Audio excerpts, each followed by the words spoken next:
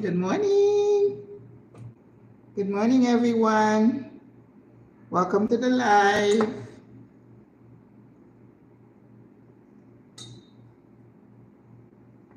Oh dear. How is everyone doing? Bonjour, buenos dias.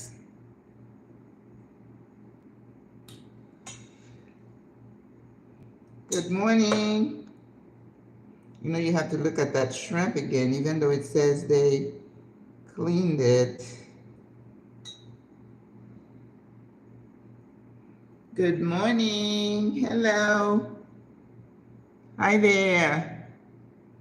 Oh, good.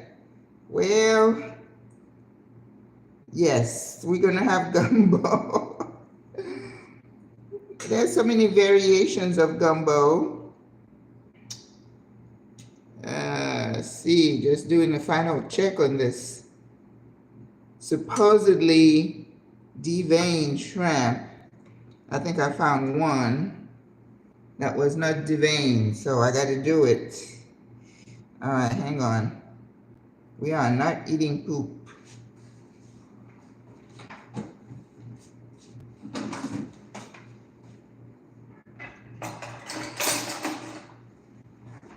It's a beautiful hot day in Panama City.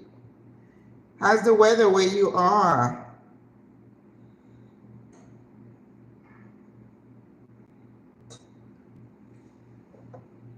Hola.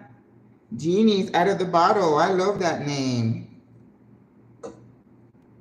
Yeah, I got like a little vein here out of this shrimp. Yep, we are not eating poopy shrimp. That is a very big pet peeve of mine. I'll never forget, I was, there are like 5 restaurants here in Panama City that had been recognized as being part of the 100 best restaurants in South America, which is quite an honor, right? So there were like 2 of them I had not been to. So I'm reading the reviews, which is what you should do before you go to a restaurant, right? If they have reviews. If we have little fondas here, they don't have reviews, of course. But one of them that was supposedly really fancy, and that's the one that if you go to dinner, it was an average of $85. And I'm like, well, I know who's not going to be going to that restaurant. But one of the reviews, this person gave it 1 star, and then he said, such a disappointment.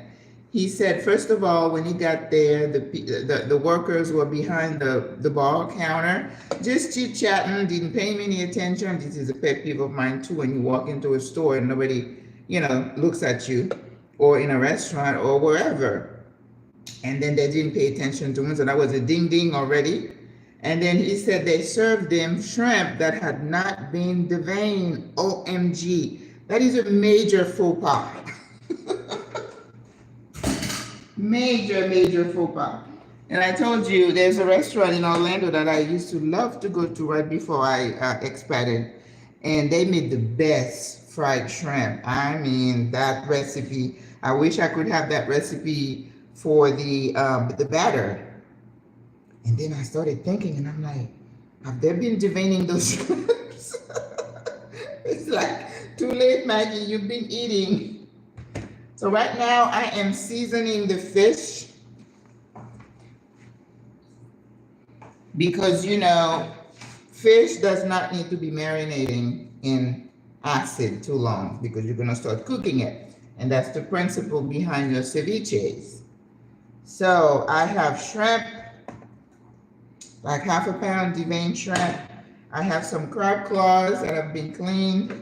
And then I have the corvina, which is the most abundant fish here in Panama. It looks like the red snapper, but it's like a variation of the red snapper. The red snapper is called pargo, P-A-R-G-O. So when you go, if you say you want fried fish, chances are you're gonna get the corvina, but you can say I want pargo, right? But the corvina is a little bit meatier. The meat is a little thicker. So I've cut them in little pieces like that so that it can hold itself. This is the kind of fish you can use for like a fish stew, right? Because it's not gonna disappear. You don't wanna use something like cod. You could use mahi. I think I've seen mahi here. And, but not flounder or any of those really soft sole type of fish. So we're gonna have some of that. And let's see, more acid. And then I'm gonna cook them first before I start the roux. You lost your, you got your plate ready. Yeah, red snapper is the favorite of most people in the Caribbean. I grew up eating red snapper and mackerel and cod. We did not know any other type of fish when I was growing up, but we know that when I went to, in Orlando, and I'm gonna go home next month, and I can't wait to have pompano. Anybody who's had pompano fish? Oh my gosh. I just love the taste, the texture. So it's kind of a midway between a corvina and a sole. It's not too meaty, but it's just right, you know, like the little story says. So, and in the in seasoning your fish, so plenty of lime juice, salt and pepper, and I was able to find iodized sea salt. I was so excited because you need iodine, right? Because it's good for your thyroid.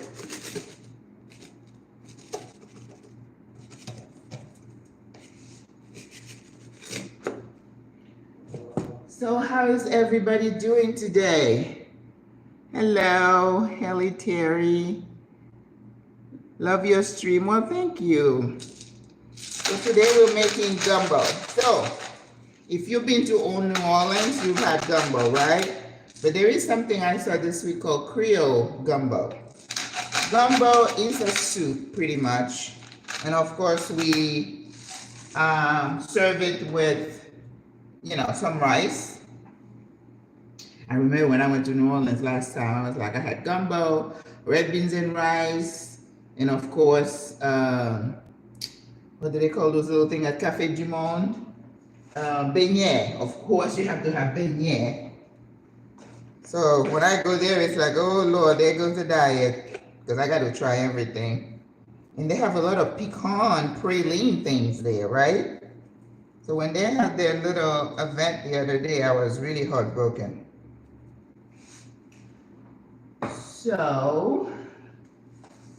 So you got Creole gumbo. So gumbo, the things that differentiate gumbo from a regular soup is the roux, right?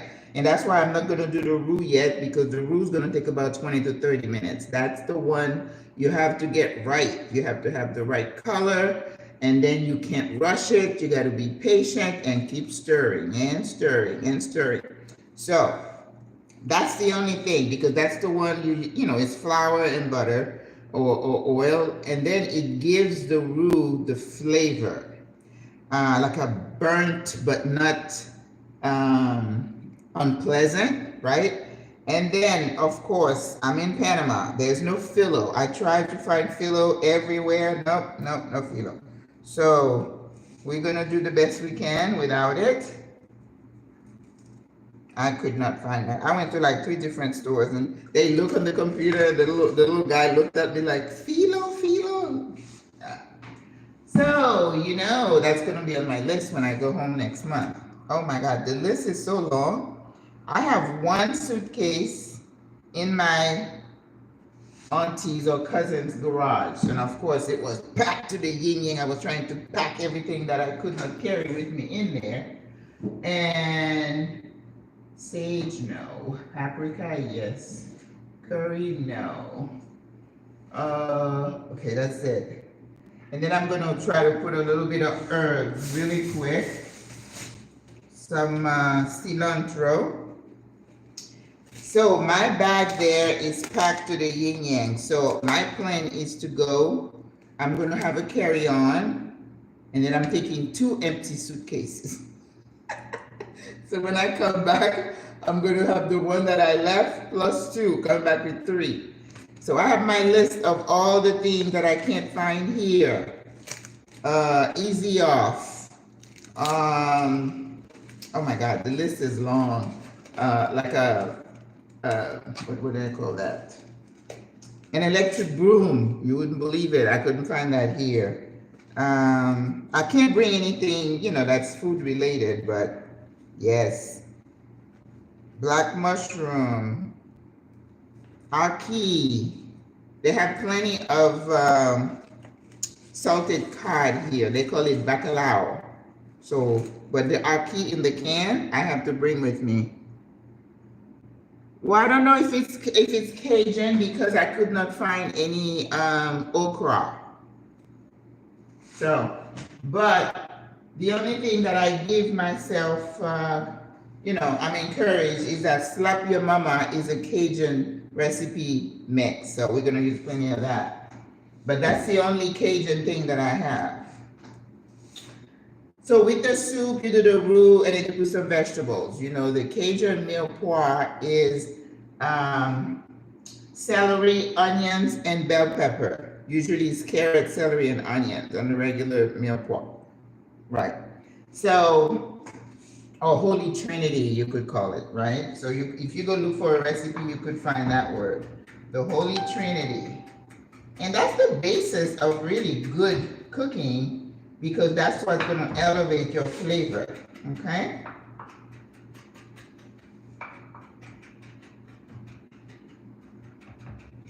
Why people don't like herbs, I don't know. The other thing also that might make our gumbo a little bit strange, I thought I had a can of diced tomatoes, and I said, okay, I have some tomato sauce, and I had 2 tomatoes, so I'll dice those and mix it. And then I come in today, no, I couldn't find any tomatoes. Then I remembered I had a little salad, so I have the tomato sauce, but what's gonna give me a little color also is that I had found these ají peppers. These are peppers that originates in Peru. I just came back from Peru, so I was so excited.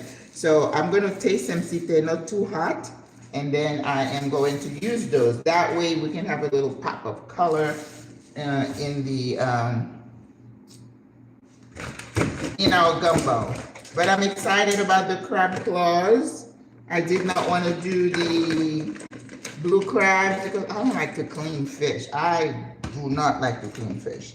If I go anywhere and somebody says, here is a whole fish, and I'm like, you can give it to me after you've scaled it. Last time I had fish, I scaled the fish, I found the scales in my hair 2 weeks later. And that was it. I said, that's it, I'm done. No. So in my store in Orlando, they know I got there and they'll clean it for me, and I'll slip the guy a couple of dollars. I'm like, oh God, thank you, because I don't want to do that. All right. Let me wash my hands.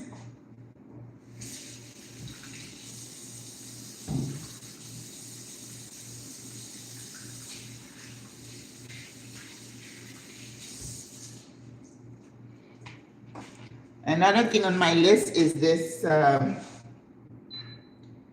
this camera that this person told me you can get a camera that moves with you. So I don't know, but it's on my list. My protein powder that I love that I'm going to order online. My supplements, spirulina. What's the other one? well, you can find chia seeds and other things here, but I like the oil. I forgot the name of that thing, but anyway, a lot of my supplements there, vitamin stuff, all that stuff I'm going to order from the big A. Yesterday I was listening to this economist, and I'm going to share it on my YouTube channel, on my Facebook page. So any of you who might be thinkers like me, you would enjoy this guy. He has a series that he calls, I forgot his name, but he answers questions.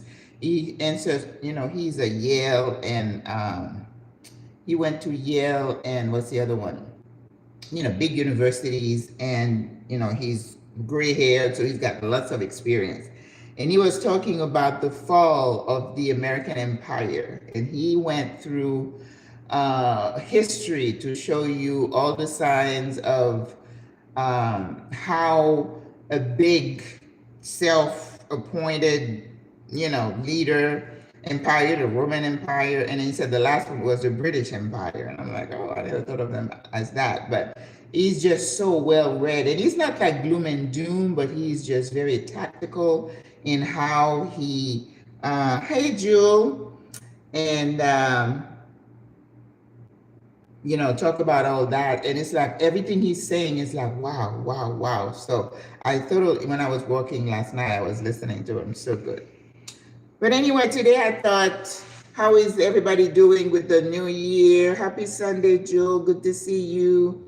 Osmo Park at 3. Oh, thank you, Jewel. How is your experience with the big A deliveries in Panama? What's the big A? Oh, Amazon? People don't, since I've been here, I have not ordered anything from Amazon. My thing is, if it's not here, I don't need it. And when I go home, I can get it. But a lot of the ladies, what you do is that you sign up with a mail forwarding company right here. And what they do, they give you an address in Miami or somewhere close. So you do a mail forwarding from your address in New York to that address in Miami. So when you order from the big A, that's the address you put on. And they know automatically to send it to you in Panama. Some of them deliver, or they'll just call you until you have a package and you go get it. No problem. Now, they charge per pound now. So depending on how heavy your packet is, you may have, you may have, you pay a little bit, for your deliveries, but people have had no issues here. I was looking for like a mattress topper. That was another thing that I couldn't find. So it's like on the list, and the list is getting bigger.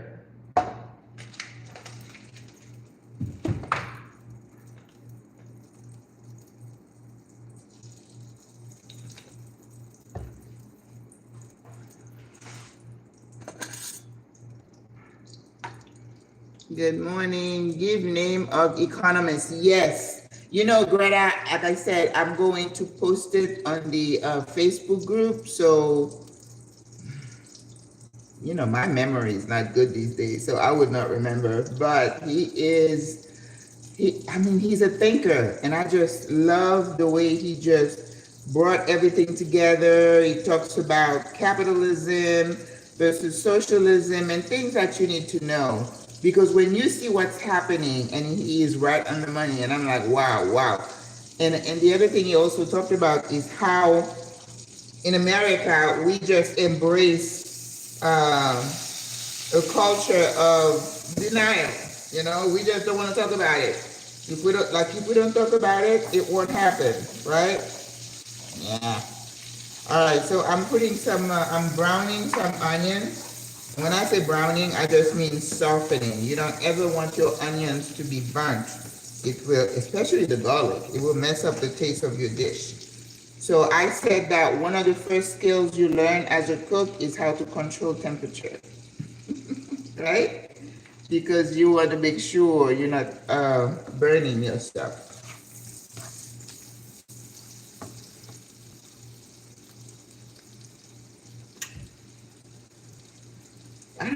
I think he's on YouTube because I see him talking. The podcast is just, audible, but no, he is on YouTube and he gets interviewed by this one. He went to Harvard, he went to Princeton, and he went to Yale. So come on, he's a PhD prepared. So yeah.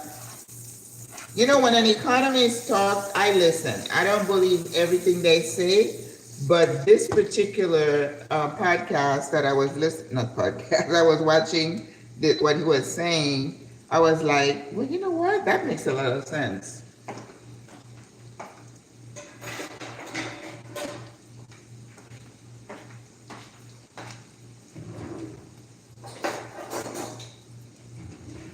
But he also said we have to be ready. It's fixing to be interesting. It's always been interesting to me. I'm like, what do you mean? Get ready. We've been living this nightmare for a while. And of course, he's a gringo, so he really can't relate to a lot of things that brown people go through. But at the same time, he's been of a socialist mind when he was younger, meaning that he embraces all of us, even though we are different. All right, I don't want to put my hand in the fish again. I'm going to put my shrimp first. Now, when you watch people cook French, you've heard me say that before. I mean, shrimp French. Some people have a habit of overcooking the shrimp. Oh my God, and that is one of my major pet peeves. And I'm like, take the shrimp out, and even watching some of the, some of the recipes. You know what this chef said to cook the gumbo with? She said 3 tablespoons of bacon fat to make the roux. And I'm like, I mean, even though we are making gumbo, guys, I am still health conscious, okay? So we are not going to do, I don't eat bacon. I had bacon here for my Christmas brunch, but this is not something I'm going to sit here and save the fat. My grandma did that. No, I'm not doing that. The wolf sounds familiar. Okay, yeah, it might be him. You guys are so good. I am so proud of you all. Don't you love listening to him? I am not one of those people that is gonna, stick my head in the ground. I need to know what's happening.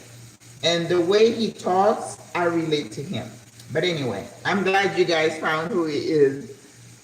Yes, oh my God, you guys are so good. Well, I do want to stimulate your mind because I told you I'm a thinker. I don't think it pays for you to go through this life in La La Land and being oblivious. What does that do to you, right? You got to prepare yourself, your mind, your family, what you can do to withstand the onslaught that we're getting ready to experience. We don't know, that's the thing. We all like this. You're unsteady, you're unstable, and it's like, don't know what to expect.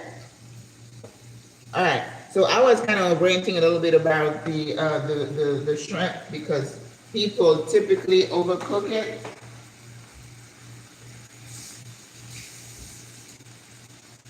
Your shrimp usually takes about 2 minutes, 3 at the most to cook. The moment it turns pink, it's done, okay? And then we're going to put it in the roux, which means in the gumbo, which means it's gonna cook again. So right now, I'm getting ready to take it out and put it to the side. The crab, I don't need to do that with because I'm gonna put it halfway through the gumbo. That way it can cook, okay? But if it was blue crab, I would put it closely towards the end. Because in my culture, we do something called bouillon, which is kind of a stew. We use crab a lot, and usually we put it towards the end. The blue crab. I remember in my fish place in Orlando, I see these little ladies because they'll have like a band with the moving crab. You should see these little ladies going, trying to catch one and put it in a bag, and the crab is protesting. It's usually funny. Oh my gosh. All right. So how is the new year going? Resolution? You know, I don't make resolutions, but I want you to know I did one video last. Oh, where's my fish? Oh, the first of the year, I put a video out, and it did really well. So I said I'm changing the time, the days when I post my video. I'm gonna try it again on Wednesday. Well, and then I said, well, maybe it did well because it was New Year's Day. Well, I did one this week, and it's doing phenomenal. And I'm like, okay, maybe there is something to this Wednesday thing. So we're close to 10,000. We're going for 10,000 subscribers, guys.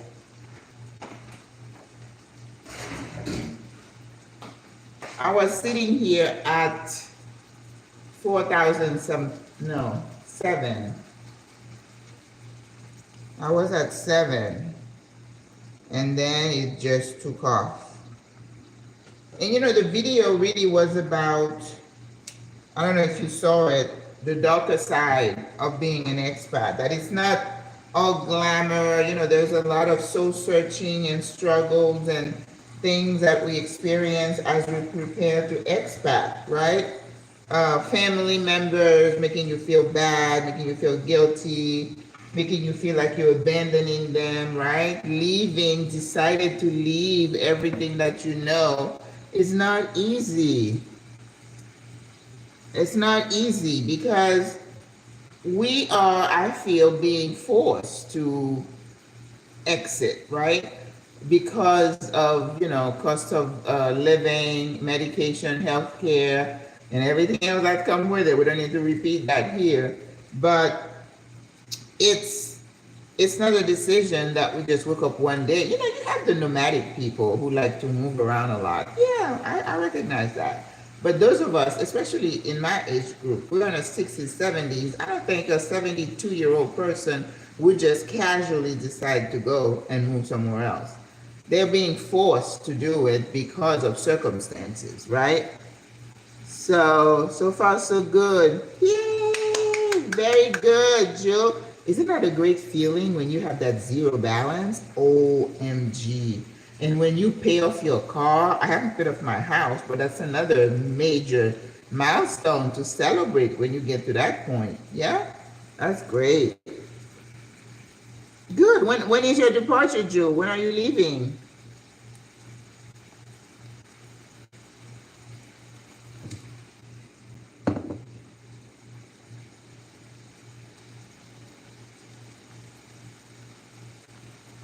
Yeah, so that's what I talked about in the video, the getting ready, the jealousy that you can experience from certain people because, you know, how dare you leave and leave us here? Who do you think you are? Blah, blah, blah. It's like, okay. And then the transition, the whole idea of getting rid of your stuff, closing your house, that is a highly emotional beginning of next year. Good for you. You know, trying to getting rid of, you know, closing down. It's like closing a whole chapter of your life. And I also talked about the feeling of grief that you're going to experience as you go through that. It's like, you know, losing something, you know, moving from one area to another, maybe a divorce or your children leaving home. All those things bring emotion. And you have to understand that and get in your emotion and say, okay, what I'm feeling is normal. The sense of panic, the sense of a little bit of anxiety about the unknown, right? Even though I made 3 scouting trips. Well, I'm just not a usually anxious person, so that's me. But I know some people who tend to be a little bit, anxious. So if you know that about yourself, it's probably best to pace yourself and realize that this is going to be a very emotional time for you. And self-care, make yourself commit to exercise, nutrition. If you have a therapist, talking through your emotion with them, because you may not find that level of support with your family because they're mad at you. They're mad that you're leaving, so they're probably giving you the silent treatment, right? So you have to be able to go live through all that and try to process the guilt that you feel. You do feel some level of guilt, right?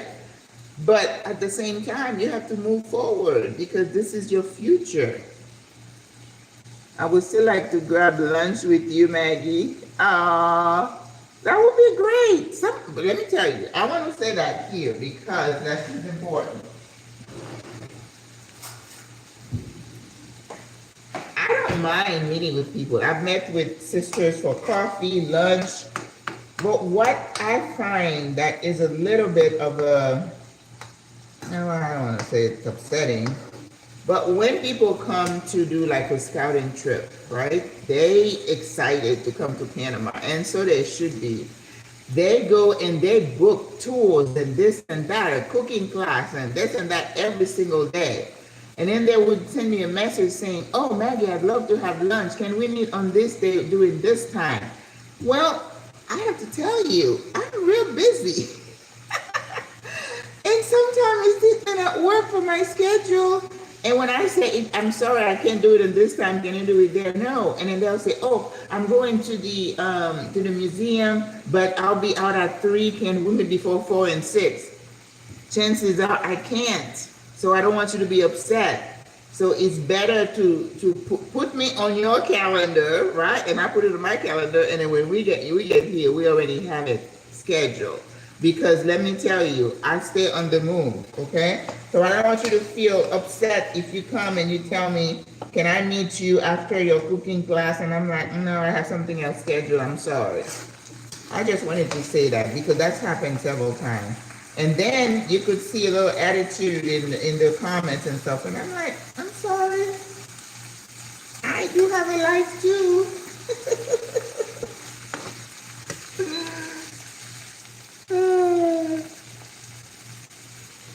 Yeah, I'm going to be home in Florida. I'm leaving on the 4th. And not sure exactly when I'll return. But I'll still be doing the live and be on, I'm not going to be MIA just because I'm going home. It's the beauty of technology, right?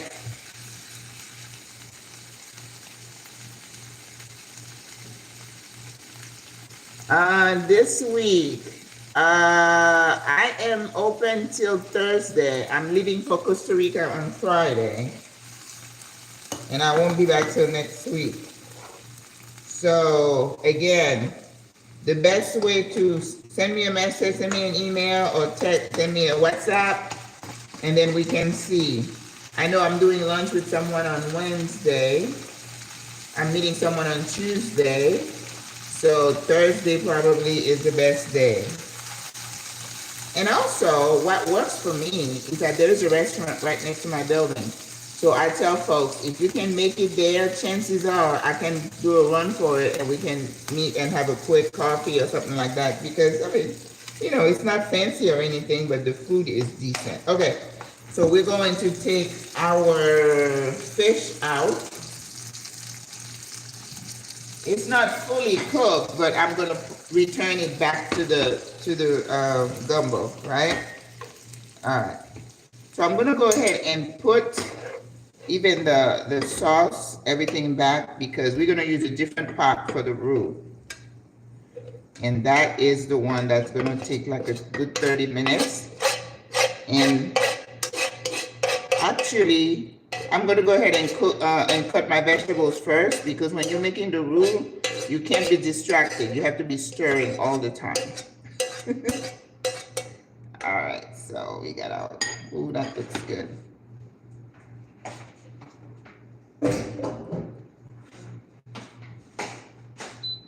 So we're going to cut our vegetables, and we could do a little chat while I'm doing that. And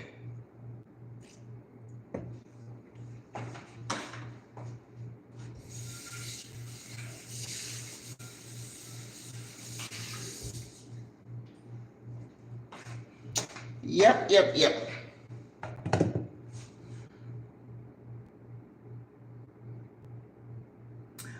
Jill, I'm going to Costa Rica on, ouch. I'm going to Costa Rica on Friday, and I return next week, and then I'll be going home on the 4th.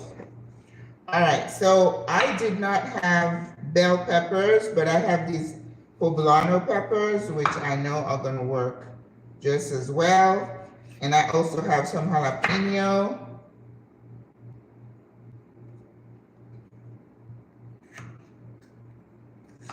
And then, like I said, I'm gonna try to use those ají peppers from Peru. Oh, I love Peru so much. I don't know, if you guys looking for me one day, I might be in Peru.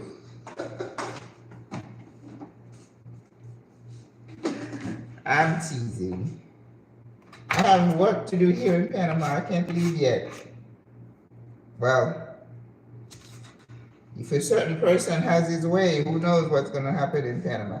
People ask me, have you heard how is the community reacting to the threat of, you know what? I'm like, people don't talk about it really in my circle, because we just say we don't know what's going to happen. You know, people say, oh, he's a businessman, he wants to do a deal. I don't know.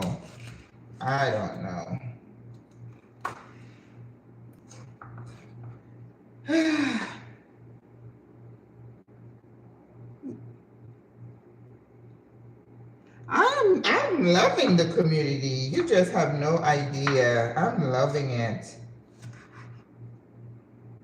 And definitely when people come here and you retire, definitely reach out and we hook you up with SWRA, because definitely SWRA is a community for older retired folks. Now, if you're young, we can still connect, right? But my biggest why for moving to Panama was to create a model of aging. And I said that in my last video. How can we show the world that you can, or at least people in the US, that the US is not the only place that you can grow old and die in, right? That you can be somewhere else, get the help you need at a fraction of the cost, which is, and then, you know, I was watching programs about people who have retired to Thailand.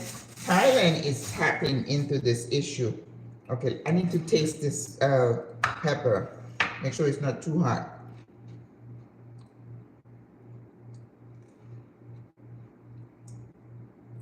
Oh, it's not hot at all. That's good. Oh, perfect. Because, you know, I can't handle my heat, but I have a sister. The moment she saw me saying I'm making gumbo, she's like, can I please invite myself to she might be watching it. I'm like, oh, absolutely. So, you know, she's American, so not everybody likes heat. So you have to be mindful when you're cooking to know who you're cooking for and what their tastes are like, right? That's kind of a thing to do, because it's not for you, it's for them. So that's going to give me a little color, which I'm very grateful for. A little bit more. Oh, they are not hot, not at all. Aren't they beautiful? You know what they do with them in Peru? They take the seeds out and they stuff them with like ground beef mixture, peppers and stuff, and then they They cook them in the oven and then they top them with cheese. I took a cooking class in Peru, in Cusco, and the chef, it was a real chef, and he did that. So I was like, he said, oh, this is the peppers that are grown particularly in Peru. And I'm like, oh, this is nice. So I found a Peruvian restaurant here, and I was looking for, Peru is big on ceviche, right? They make the best ceviche. And they're big also in chicharron. Chicharron is just fried pork. Well, I grew up with fried pork. I don't use pork anymore. And I don't think I had any. Did I have any in Peru? I don't remember. But what they do, they'll buy the pork belly, they call it in America, in American lingo. It's like you have the skin, you have the fat, and you have the little meat. And then they kind of cut it like that so you can see the 3 layers. And then they season it, and then they fry it. I think they double fry it. So you have this big piece of thing, meat like this. And then they make a guacamole, and you dip in the guacamole, and then you eat it. These are the kind of thing I can eat once a year. I'm like, whoa. But Peru was very big on soups, and they spent a lot of time on their broth. Ooh, they called it a name. Calda, I believe. Yes, calda de gallina, meaning the broth with chicken. Calda de carne, the broth with beef. Calda de cerdo. Cerdo is pork. So, but then, I don't know if I saw any of the vegetables. Something about vegetables in South America, they don't go together. Because it's meat, and more meat, and rice. But in Peru, it's not rice, it's potatoes, papas, lots of papas. All right, so we're gonna need some celery. Ooh, that celery is a week old, but I think it will work. So we need celery, peppers, and I have onions.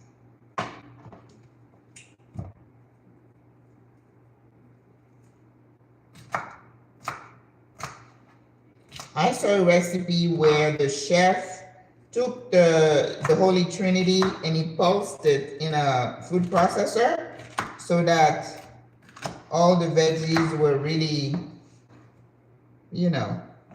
disappearing in the gumbo. But she had okra. So towards the end, she added the okra, and then they had sausage, and what else did she have? Crab meat and stuff like that. Well, I was not willing to do the crab meat here. Probably gonna cost me an arm and a leg, and it's like, oh, okay. I told you, I have no idea what that beeping is.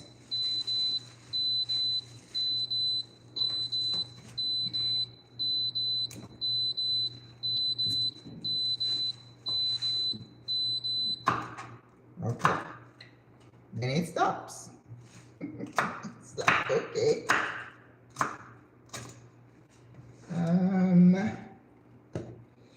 Okay, I think that's good. What other vegetables? Oh, okay, I have some leeks, so we're gonna use some of the leeks. I still have leeks from Christmas. Oh my God. Told you my friend, I sent her out to get green onions. She couldn't find green onions. She found leeks, and I said, okay, bring some leeks. She brought me a bunch. So I can probably make another soup. Not potatoes though. Oh my God, I have had to stop and get back on track with my exercise and the carbs.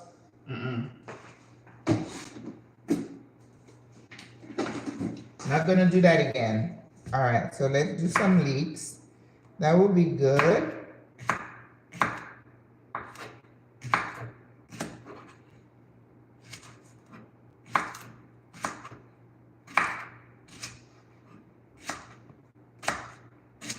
And of course, the green part of the leek is gone because it's been in the fridge for a while. And I was able to find some green onions finally, because for our garnish, we need the part of the green. I was in Reba Smith the other day and I saw a pack of dill. I was like, oh, because you just don't find those things on a regular basis.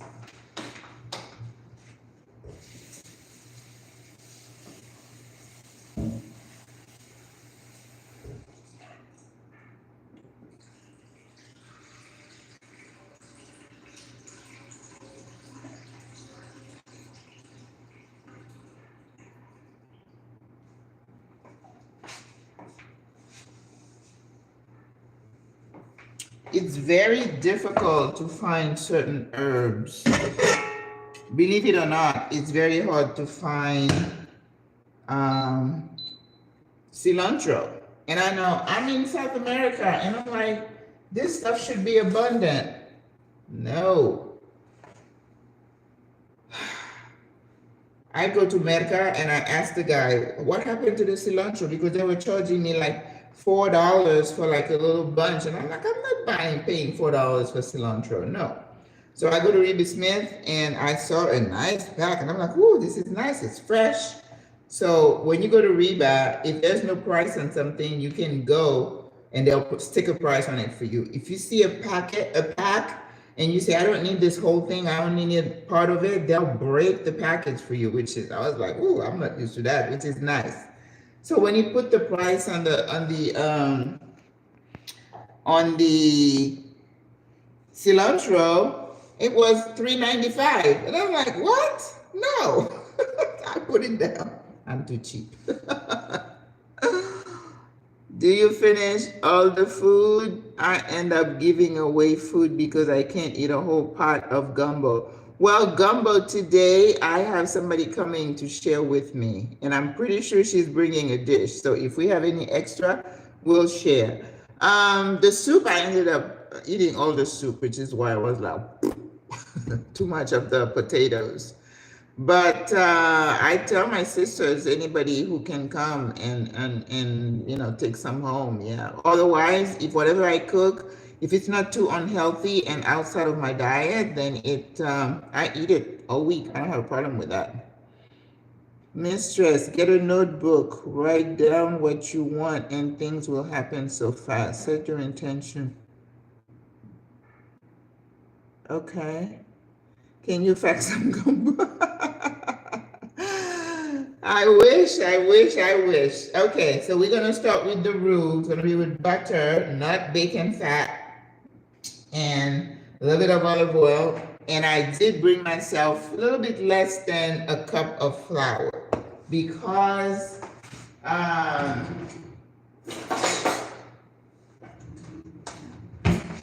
flour is gonna thicken the gumbo. That's the essence of the gumbo, right? Okay, it's ready. Vamos, vamos, vamos. Mantequilla, butter.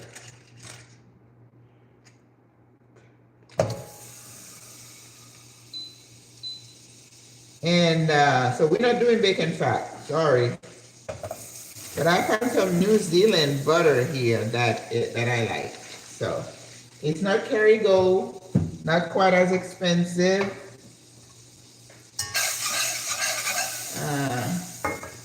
Okay, I need to bring you guys closer so you could see. Hang on, hope I don't get disconnected. Okay.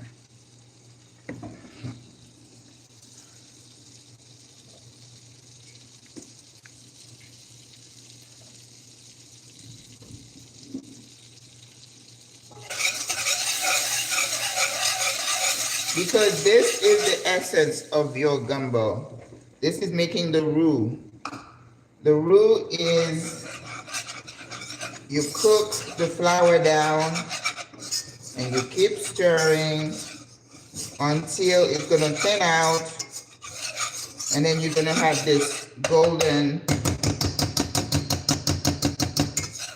color. Now, some people get it really dark. I don't like it so dark. Okay.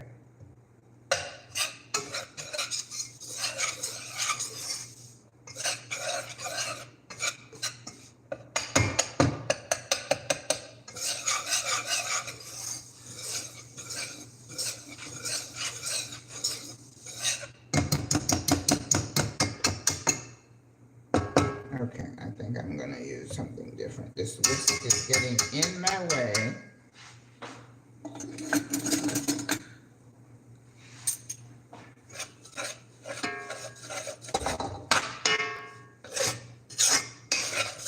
So, this is your time to ask me questions because we're gonna be here for a good 20 minutes.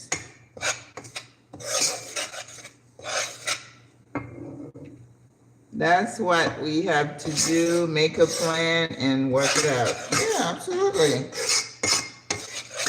And even if you don't want to call a New Year's resolution, but I firmly believe in writing down goals with dates. Somebody said a goal without a date is only a wish, right? And then what you're gonna do to reach that goal, all the steps. And that's why sometimes it helps to put something, write it, and then look at it, on your mirror, in your kitchen, on your phone, maybe make it a screenshot out of it so that you are always reminded of what you said you were going to do, so you don't forget.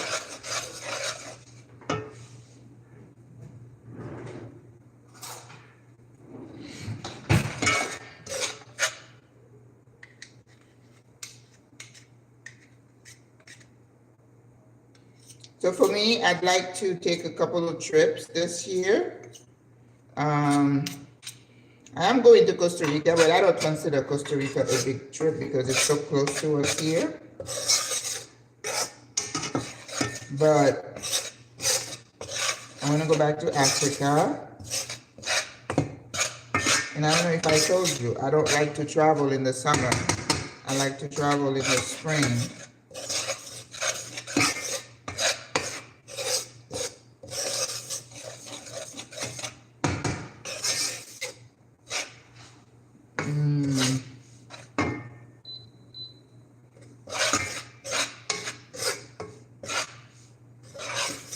How did you get better from New Zealand? Oh, not me because I haven't been to New Zealand.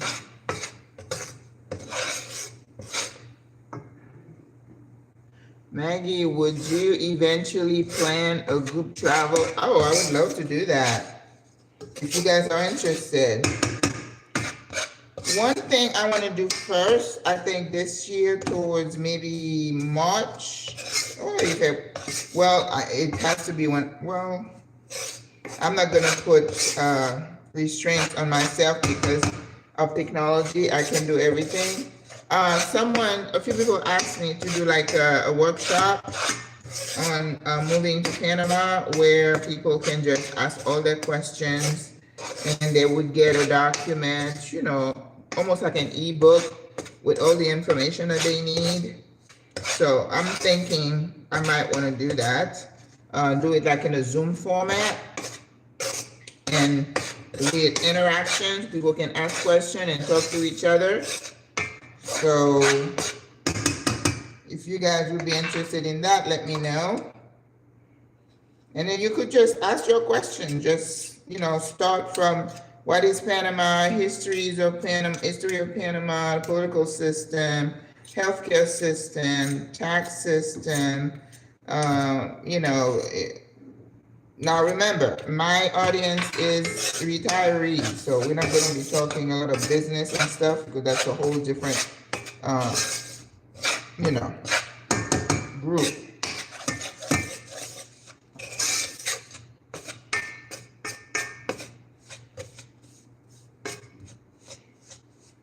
It's starting to get dark and chocolatey. And that's probably one of the reasons that I don't make I don't make gumbo for me because of all this flour. I could not digest all that. I told you I'm almost allergic to carb. It just sits on me, makes me hold on to water, which I don't like.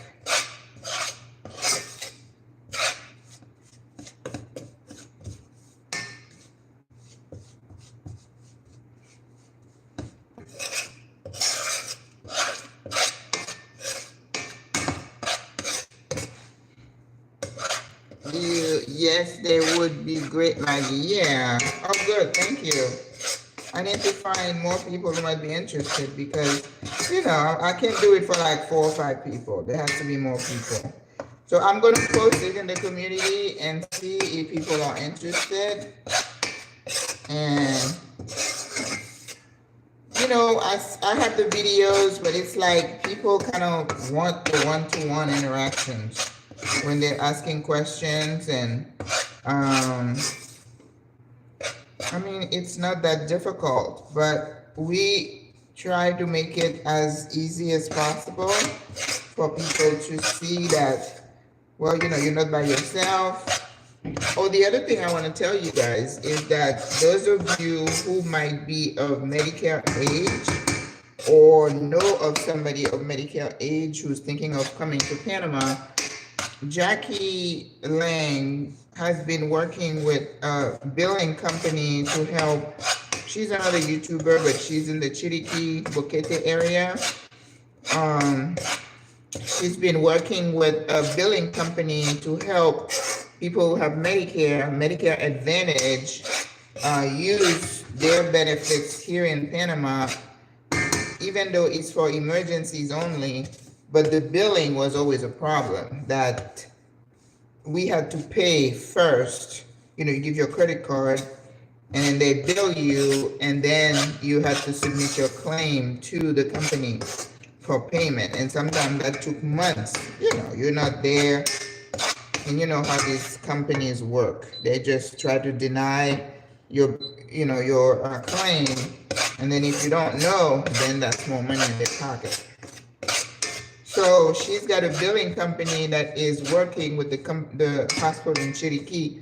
And then I believe in February of this year, they're going to start working with some company, some hospitals here in the city, which would be a game changer, right? And so January 30th at 6 p.m. Eastern Standard Time, if you go on her YouTube page, Panama Relocation Tours, she said it's a free live event that she's going to be interviewing the billing company so that people will have all the answers about that. I just switched to a Medicare Advantage plan, so I'm very interested in that. And so that is something I'm trying to get the word out.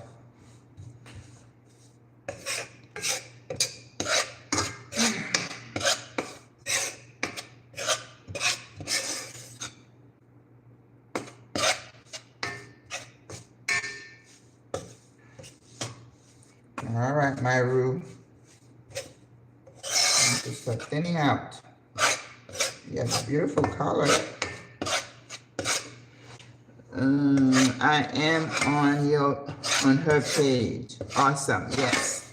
So even if it's not for you, you know, if you know somebody, because I think the healthcare questions are things that are super important for people our age, my age, and that might be the decision, the thing that, you know, help them to make that decision.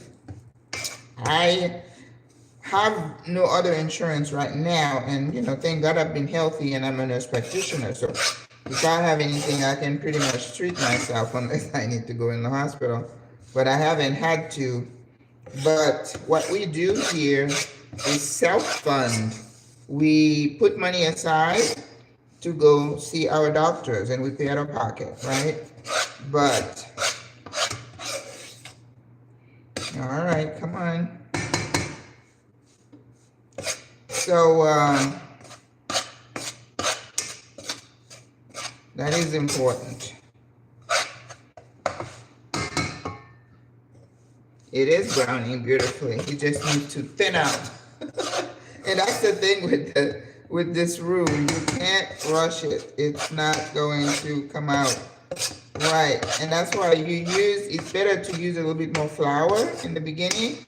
If it's a little bit thick, you can always add more stock. And I did make vegetable stock, you guys. So we know we can thin it out. But if it's too thin, you're out of luck. Because you're not going to be able to thicken it. I guess you could put, you could do a slurry, right?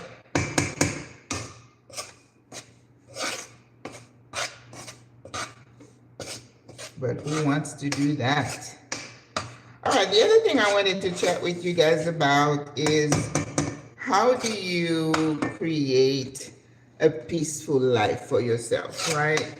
I think it's a mindset, because you have to be intentional about living peacefully with yourself and with others, right? And that means choosing your friends carefully, letting go of those who don't serve you, who are not on your train, you know, because I think something I realized is that when you start meeting people, you got to give yourself and them time to reveal themselves to you or to each other, right? To see if it's a good fit. And sometimes you think somebody is going to be a good friend, and it turns out they're not, you know, they're not. And you have to be able to shift. And what I've decided is that I have certain people in my life that after a while, you just move them to the acquaintance category, right? Because a friend is someone who knows you, who's got your back, who understands your soul, and you know, would go to bat for you and say, oh no, she wouldn't do that. Oh no. And this is the person you can call at 2 o'clock in the morning. You can tell them, you know, your things, what's going on with you. And you believe that they're still gonna have your back, right? So it's okay to move people from one category to the other. And it's okay because, you know, I was talking about in my other videos about some of the jealousy that happens when things happen to you, for you. A good friend will be happy for you. A good friend, a true friend will not feel jealous because God has blessed you. And it's the same way for you. I mean, I clap, I'm excited when a sister or somebody is successful. Some people just can't handle that. So for your own peace of mind, you need to kind of move those people into a different pot, right? Because there's no sense in you getting yourself upset or, you know, because they are who they are, and then they show themselves to you. But to be peaceful, you got to be at peace with yourself, with your decisions, and things that might disturb your peace would be friends, like I talked about, and you got to be, you know, take steps. But there are some things you can't control, right? Like your family.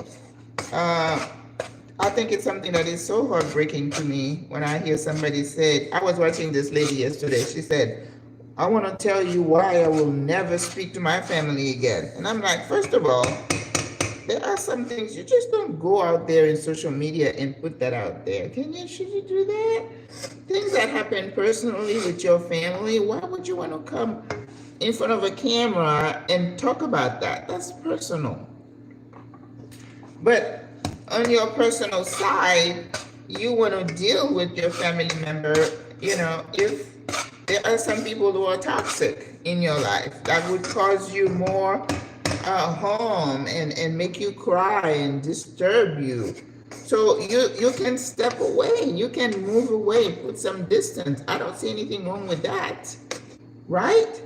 So I pray that people don't get to that point, but I know it's out there. People have family members that they don't talk to. I'm not going to do that. Let's have a conversation. What is it? What did I do?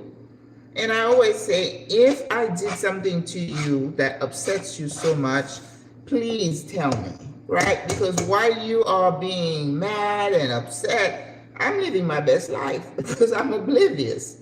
So if you tell me, Maggie, you did this, I'll be the first person to say, oh my goodness, I am so sorry. I had no clue what I said or did had hurt you. Please forgive me, right?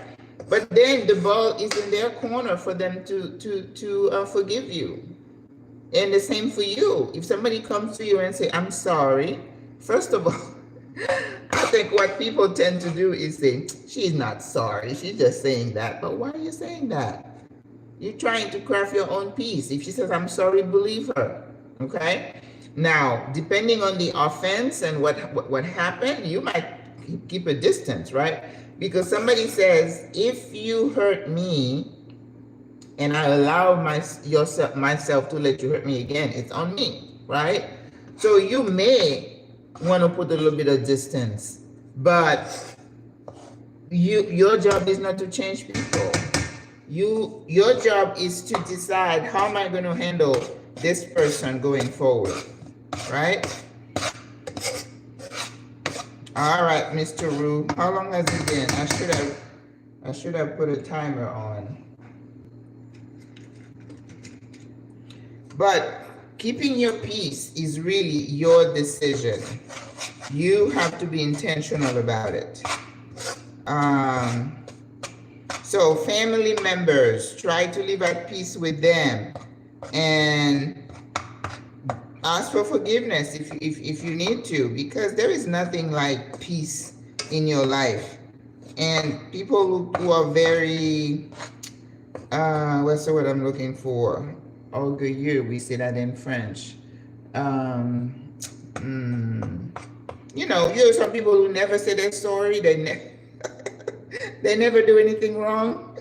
It's like, me? What did I do? I didn't do anything. It's like, okay, we're trying to craft peace here. You're not helping. But I think you need to practice saying you're sorry. If it doesn't come easy to you, for you, keep practicing, because it goes a long way in giving you a peaceful life. So don't be afraid to say you're sorry, okay? So family and friends, you can keep them on, but if you need to move and shift, go ahead and do that, right? And then you got to keep talking to yourself about crafting your peace. I live by the serenity prayer. Lord, help me to accept the things I cannot change. And that goes about what we're talking about now with the politics and everything. What can you do to change anything? Nothing. It's not within your power. You don't have a crystal ball. You don't have to go look for a crystal ball. All you need to do is craft your own internal peace. Whether you start with meditation, journaling, prayer, fasting, whatever you need to do, right? So you do that to start crafting your own peace. And help me to accept the things I cannot change, the courage to change the things I can. What is it in your life that you can change? The job, moving to Panama, getting yourself in a healthier state by taking steps to self-care, the things you change, family, friends, friendships, right? Career, relationships. Well, I'm not a relationship coach, and I don't have a good track record to tell anybody how to manage their relationships. But all I know is that it doesn't pay for you to stay in a toxic relationship, right? So, yeah, somebody said walk away. I mean, do you know, when people are considering entering a relationship with another person, I'm talking about romantic relationship, and then afterwards, you hear about how abusive he is or she is, and then I go back and I say, okay, sis, did you see any sign of that? Right? And then almost always they would say, yep, the signs were there, but I chose to ignore them. Mm-hmm.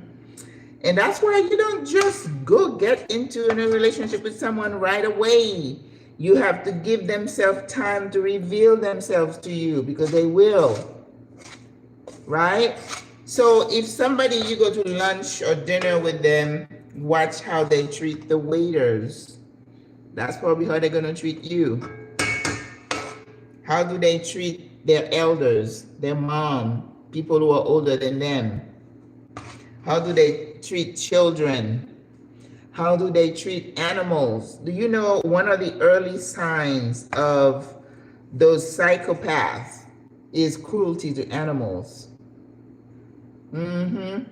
So you cannot ignore that. If you want to see some crazy videos, you can see when they talk about these crazy children, the psychopathic children, and you could see how they were just choking a cat or a rooster, or an animal that has done nothing to them. That's a ding, ding, ding, warning, warning sign.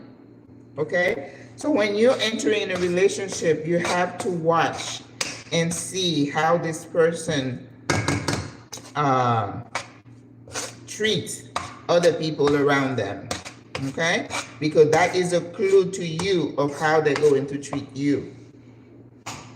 And then the first time, I used to say, and I'm divorced, not because any domestic violence, thank God, but I used to say in conversation, I used to say the first day somebody puts their hand on me, it's the last day we're together. I don't care what you bring to the table. There is a line that should not be crossed. But a lot of people put up with this stuff. Oh, when they say they're sorry and they come back with the flower and the chocolate and the jewelry, and then you're like, oh, he's sorry. It's a cycle usually, you know, something people were raised with, and then they just go right back into it. You would think if you see your mom being abused, you would stay away. But there's a psychological thing that happens. People get attracted to what they know. But you can break that, sis.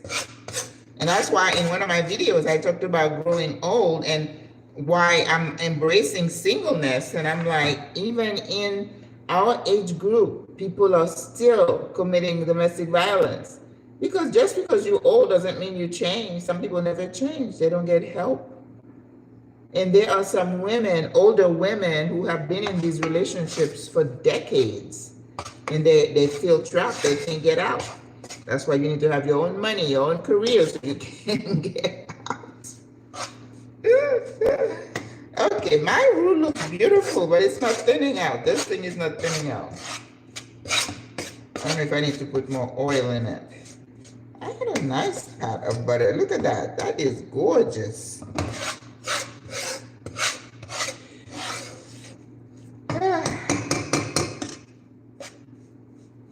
Beautiful.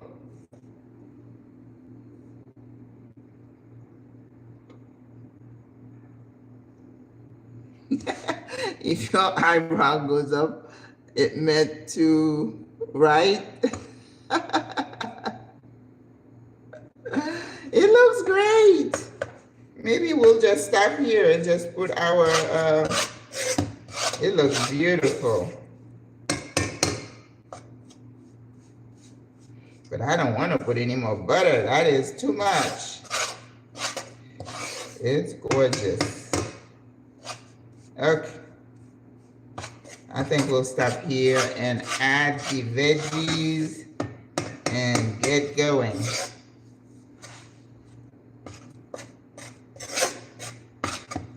Beautiful, beautiful.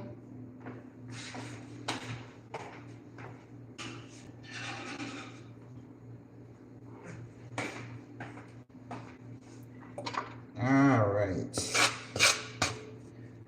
Now, when I was, what I did yesterday, or was it the day before? I had a bunch of veggies left, and I decided to squeeze all the water out of them, and I try to make a bread out of it. It tastes pretty good. So I think next time I'm gonna put what is it? We call it avena here. Oats, put oats in it. Maybe some carrots and some zucchini, right? So I have the water left here, so we're gonna put that in here.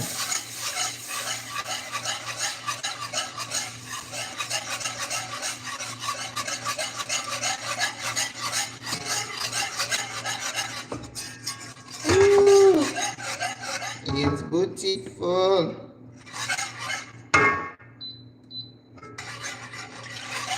And it smells chocolatey. Mr. Roo. All right, put my veggies in.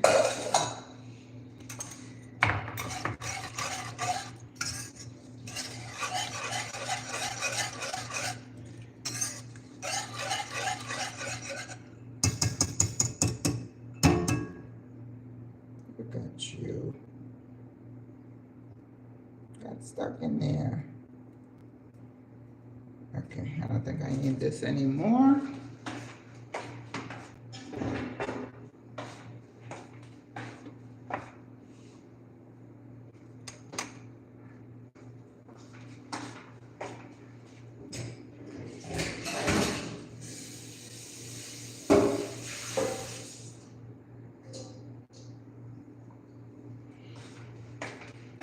All right, I'm going to brown my onions and my garlic in here, and then pour it in there. So I need more stock.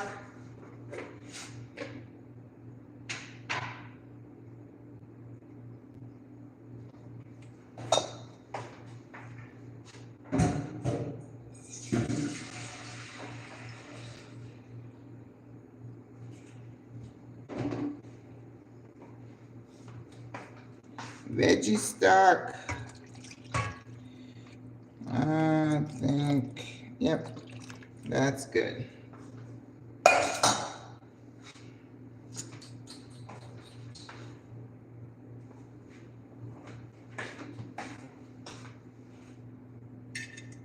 The good thing about the gumbo is that once this vegetable cooks, you're almost there.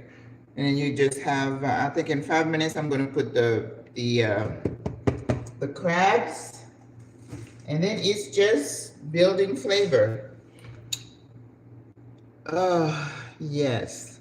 Maggie, do you make your own veggie stock? Oh, yes. No, I don't buy. In fact, I have a video coming up of how I make my veggie stock. Listen, it's so easy.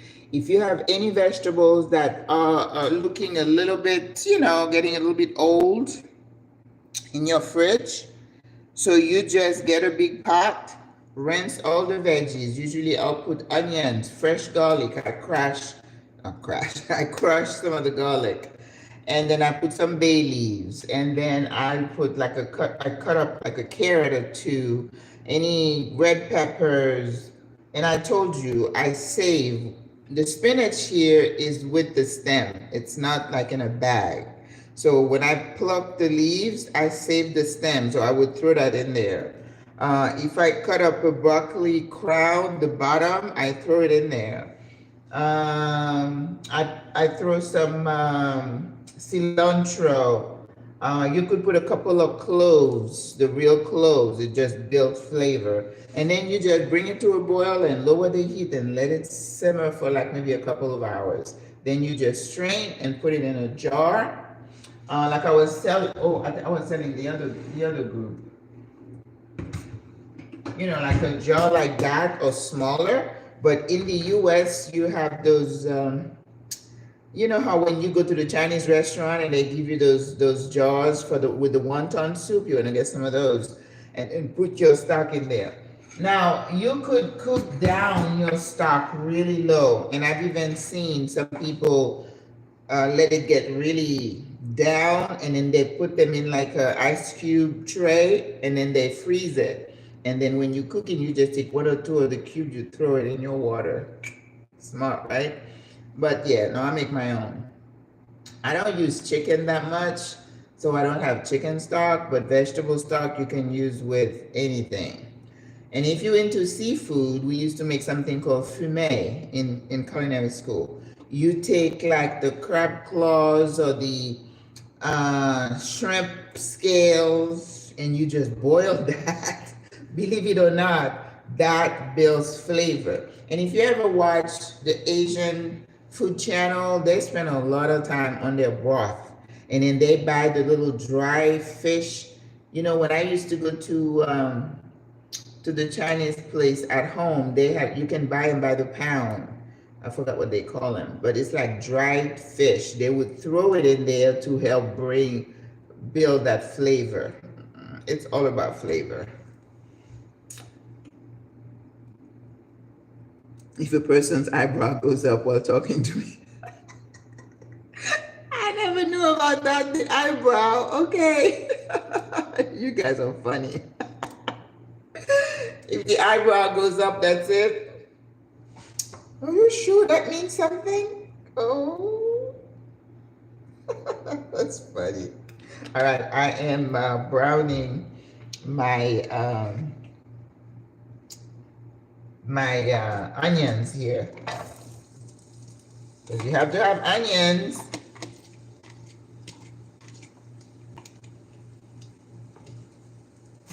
Oh, I have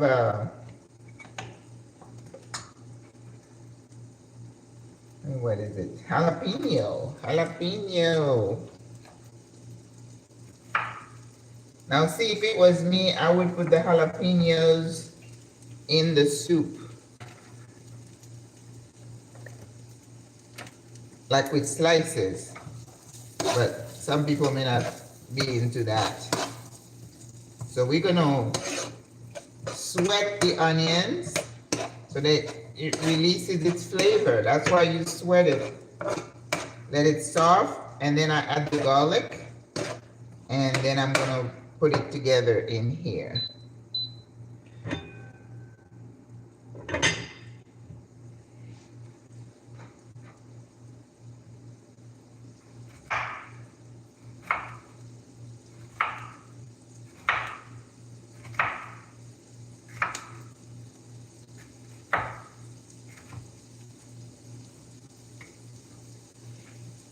I put the jalapeno, but I'm gonna take the inside out because that's where the heat is. And then it would give me a nice little green color. Look at that.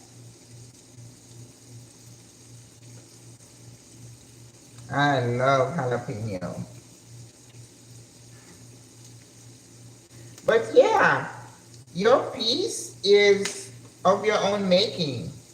And then you have to learn to ignore the naysayers, you know? I mean, if somebody keeps being rude to me, I'm not gonna be in your company, right? So, because some people are plain rude. And then they don't believe that they hurt your feelings, or they think, oh, you're too sensitive. Well, yes, I am. But I will not allow you to keep being rude to me. No, ma'am.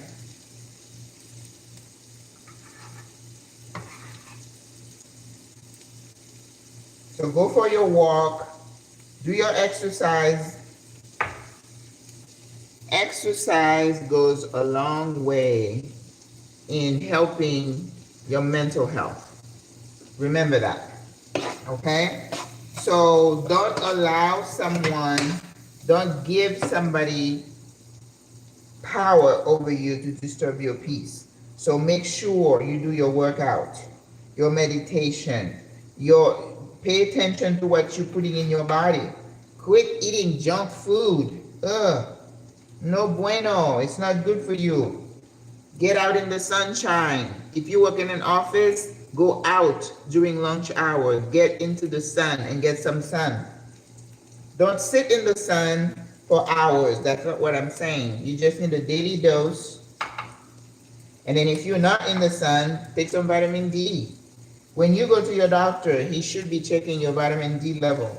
I don't know if I told you, during COVID, most of the people who were doing the worst in the ICUs, their vitamin D levels were critically low. I don't understand that. And like I said, I don't think I've done any research to see if they've come up with the reason as to why, whether it's the virus that messed it up. But people now, I remember when we were doing the yearly assessment with Medicare patients, that was something that we checked. And do you know when you go to the doctor too, as an older person for Medicare, like when I go home, I'm gonna get one, they also give you an assessment to assess your mental health for depression. That became a standard of practice, okay? I'm gonna throw these beautiful crowns inside my, with my onion mix.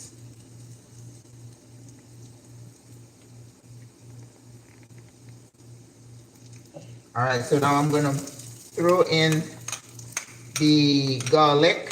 Ooh, that's a lot of garlic, but I love garlic. So we have veggie stock and we also have garlic. So we already building our flavor. We have the jalapeno with the roux. We should be good. Come on. But you know me and these pots. They be trying me.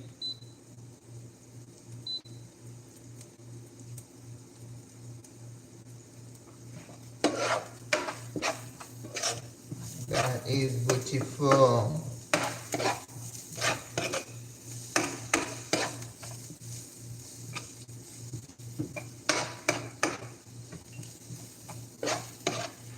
All right, I'm gonna season this.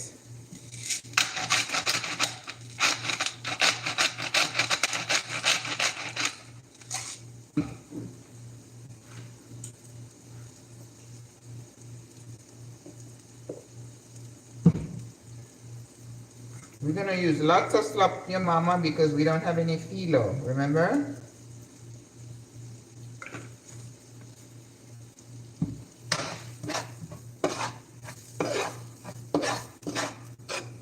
I'm gonna put a couple of bay leaves.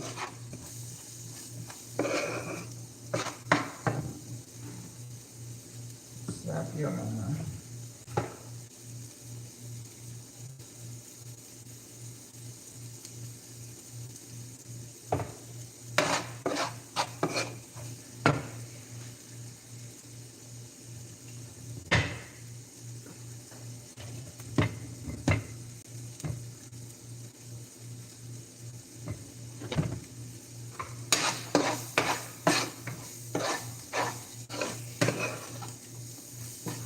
Okay.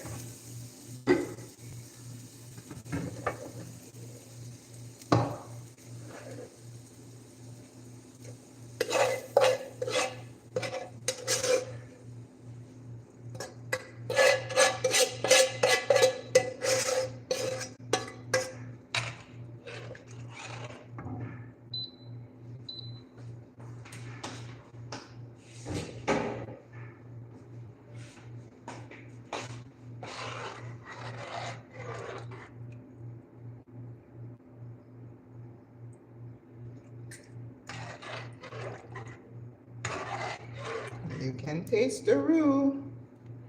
Oh, it gave it like a little hint of heat. That's perfect. All right, any other question? We got to bring this to a boil. I'm watching you cook while eating.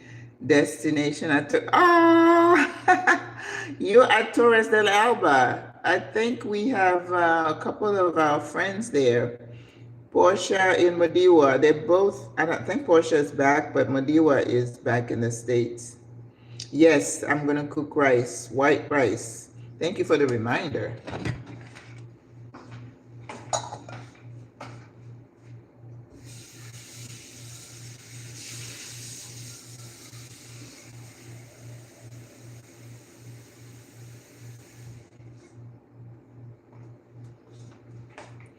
I watched an Asian lady the other day, and she was saying, do you want to cook white rice perfect white rice. And I'm like, what's so perfect about white rice? You can cook white rice any kind of way. She's like, no, because they use the rice cookers. We don't use rice cookers.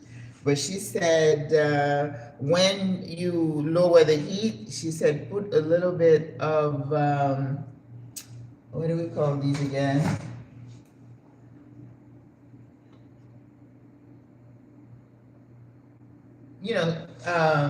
What do you call this? Like Crisco.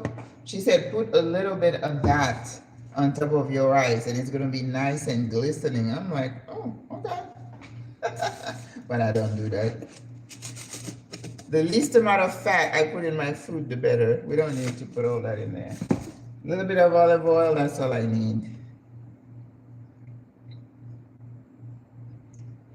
And then we wash our rice.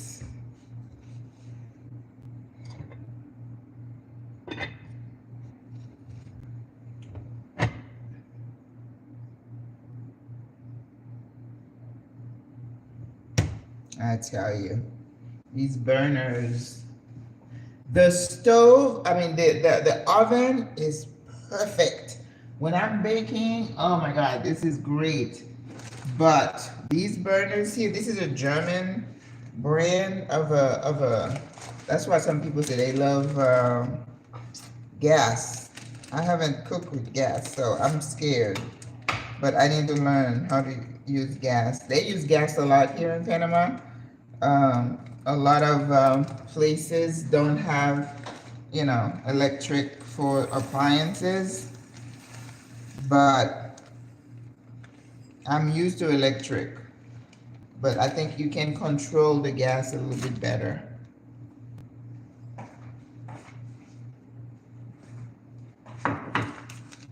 And that's what these burners are doing to me. It takes forever for them to heat up. Oh, it looks bright now, so okay, maybe finally.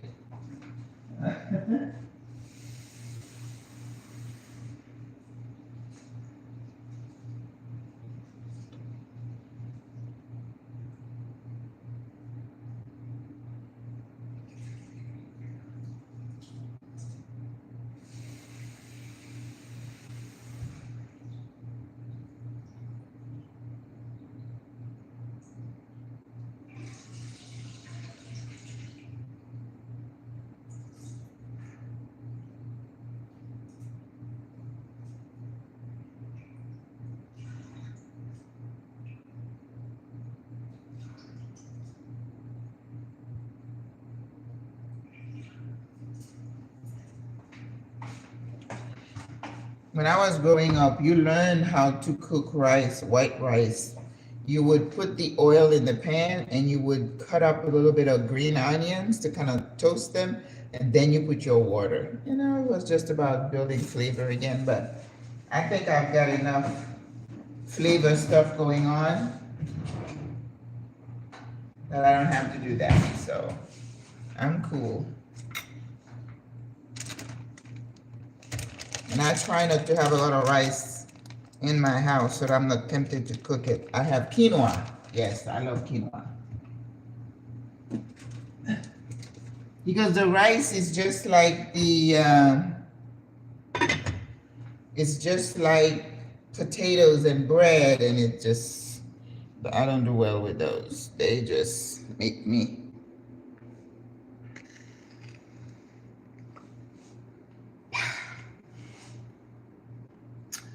Have you ever cooked rice in the water that had a piece of smoked fish in it?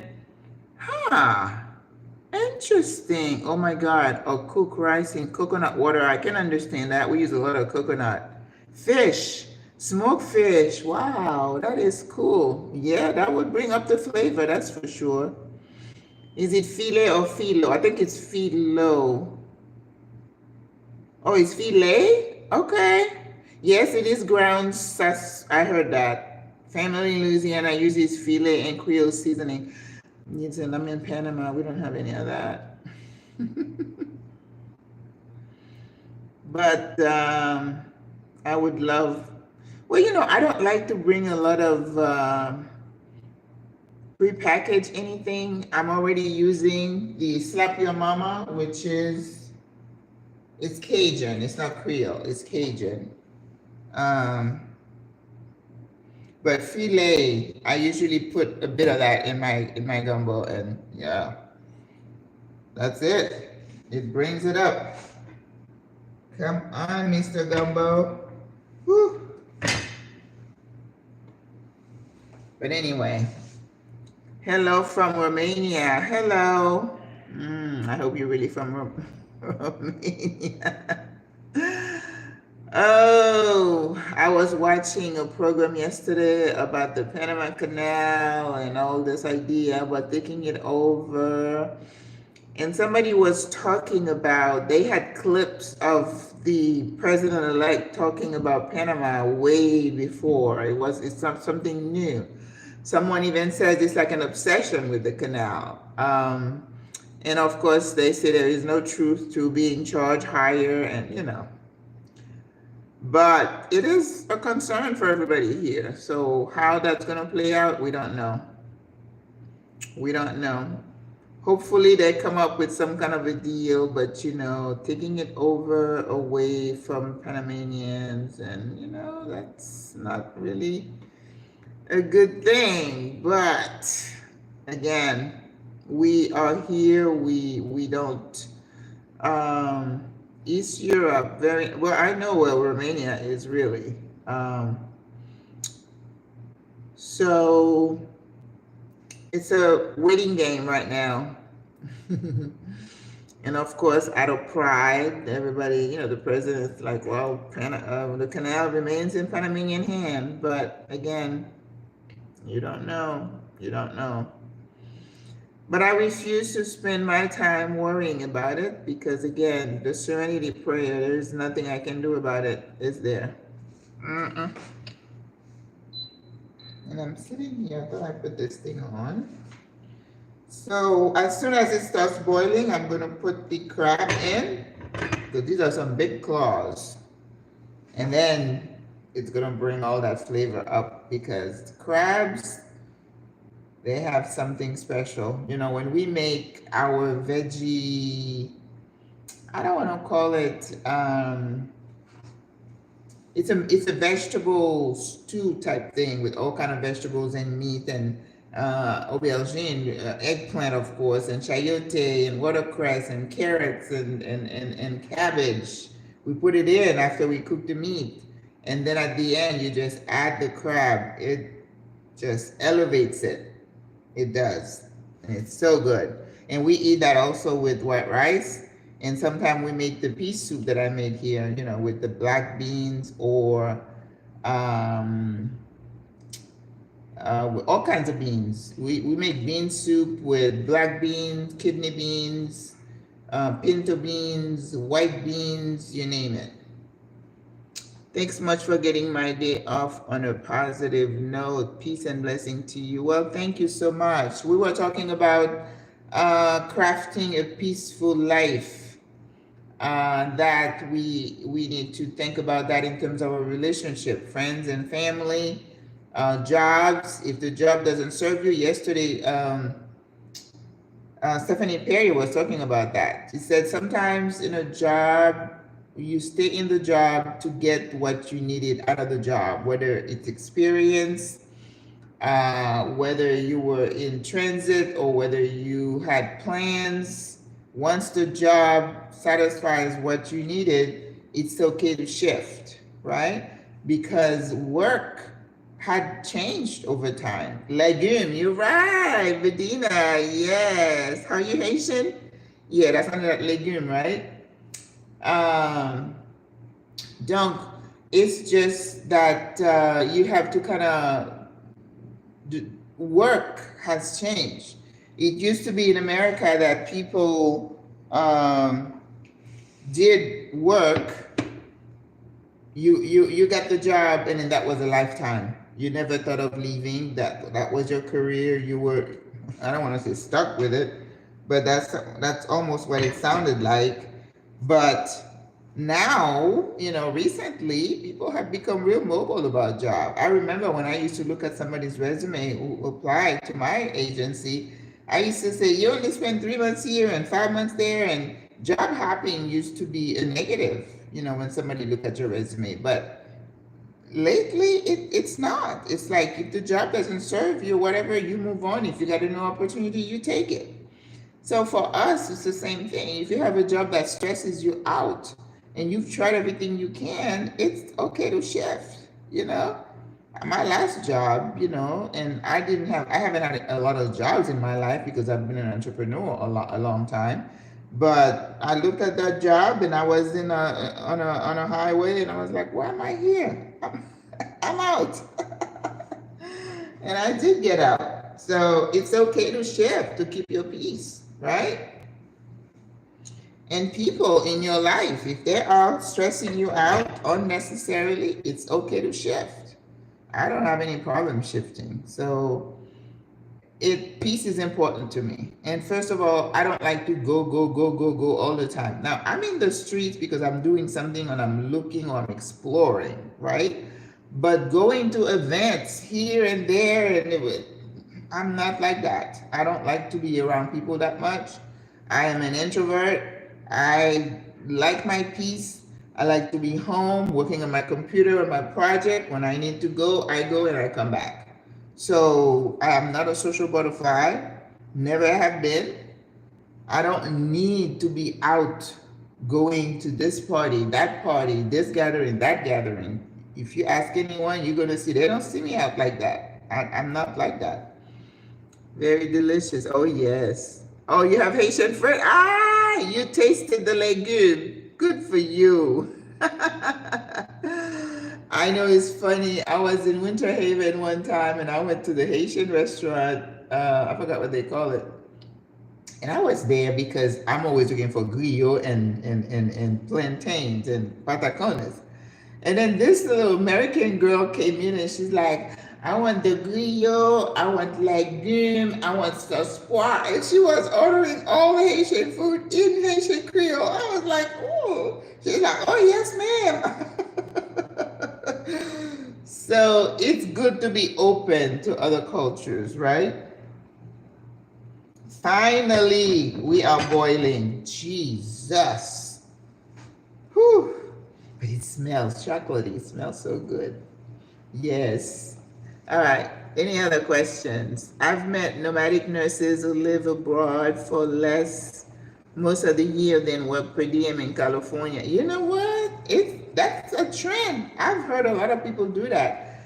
And some nurses out of Florida, they don't have a full-time job. That's what they do. They work agency half the year, and when they know it's the high season, they go to California. Oh. Now, what's happening with California now? Does anybody know? I don't know. It's definitely really hard for these folks. So I can imagine if we had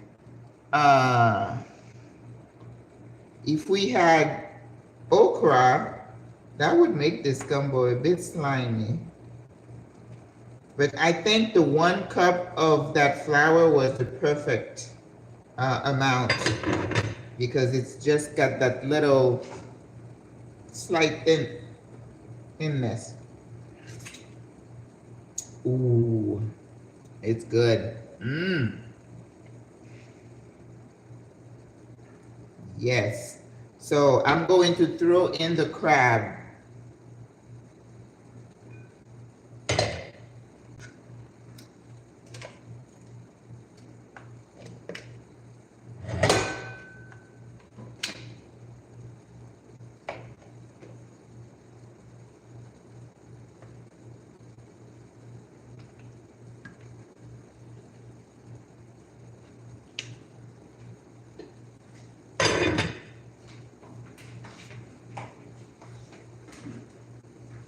And my friend is coming.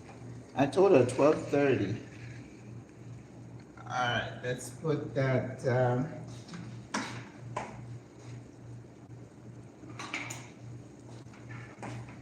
rice is boiling.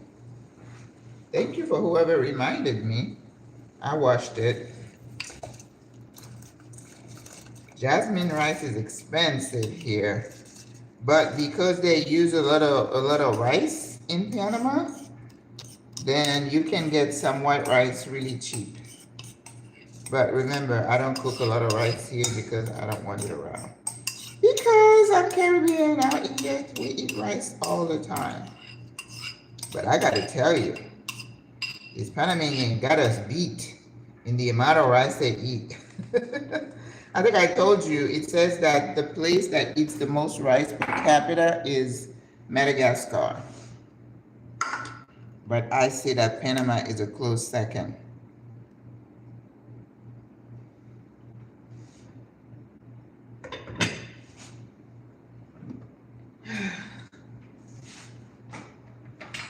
It tastes really good.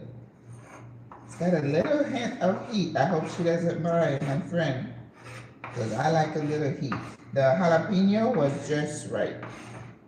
And if it's gonna be Creole, it has to get a little bit of heat.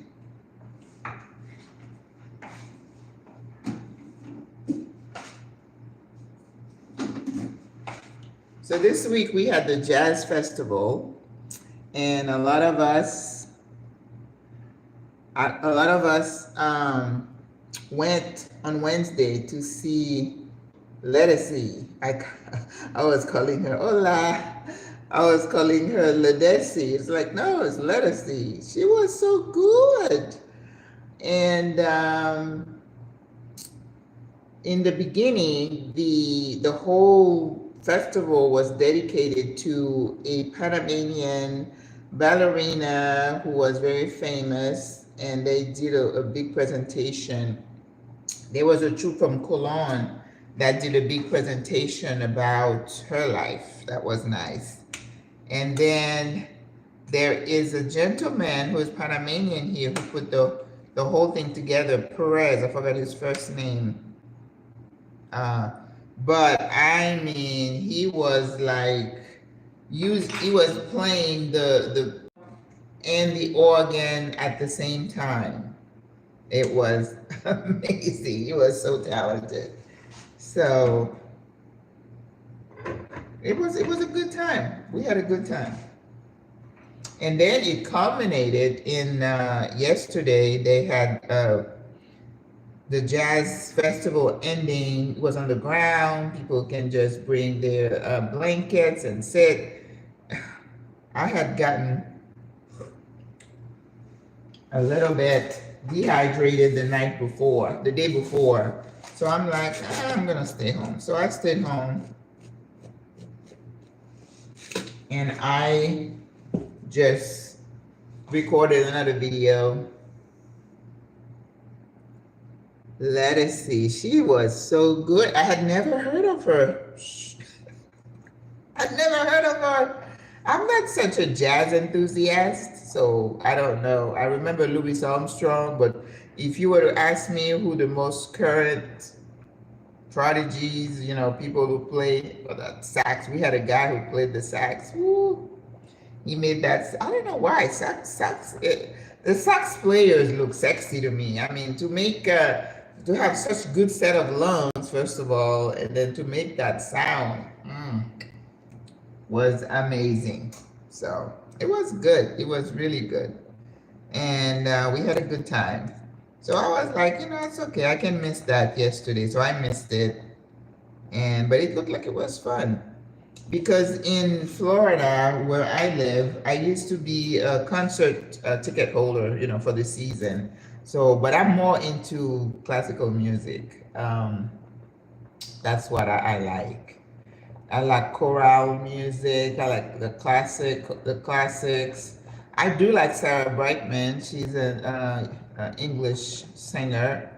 I like her style.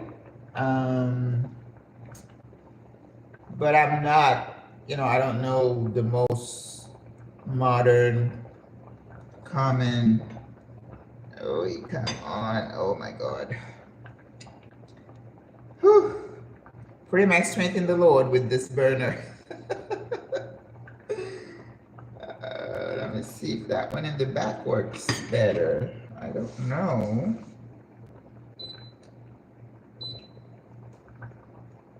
It's smaller. It shouldn't.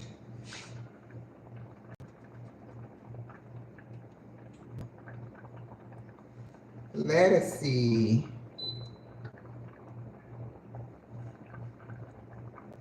And I couldn't believe they said she was 52. She didn't look that old. 52.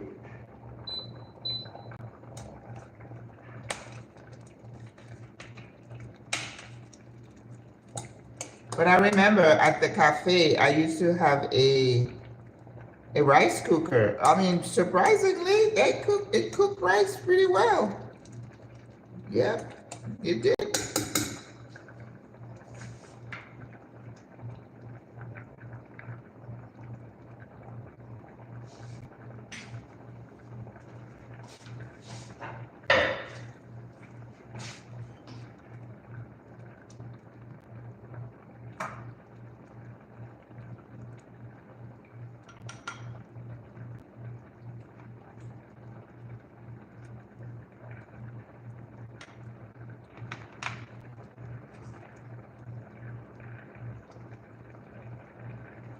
I'm gonna get a couple of bay leaves and throw it in there.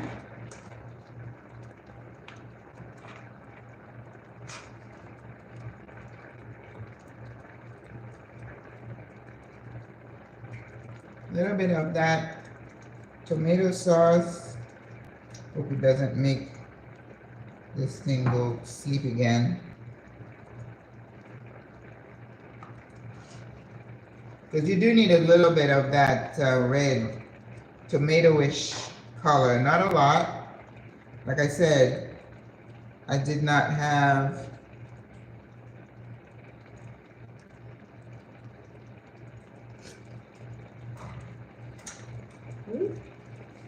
yeah.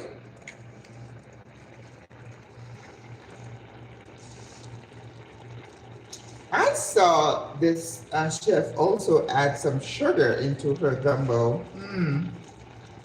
I think we're gonna skip that.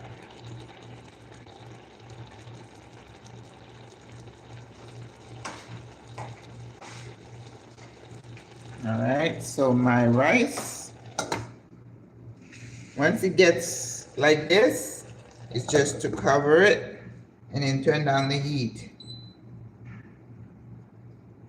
Some people put like foil and stuff on top. I don't have to do that for white rice. Yeah, no sugar.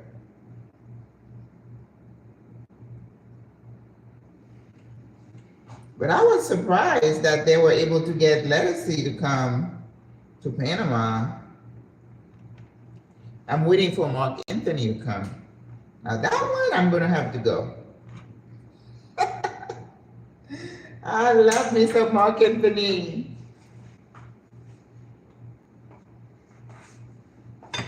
I think I found a picture of Randy Travis somewhere, and he was wearing these jeans and the hair, and he was playing the guitar, and he was doing I'm like, ooh, brother, slow down.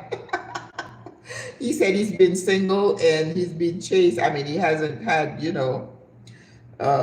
a year or two or something, and I'm like, okay.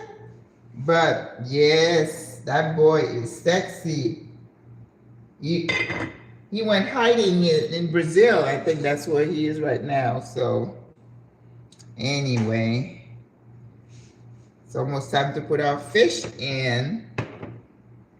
But every time I put something in the pot, it just goes slow again. Let's see. I'm gonna try that burner.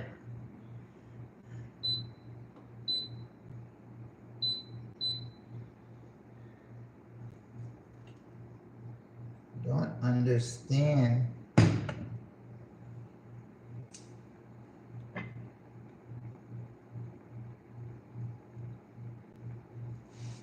Okay.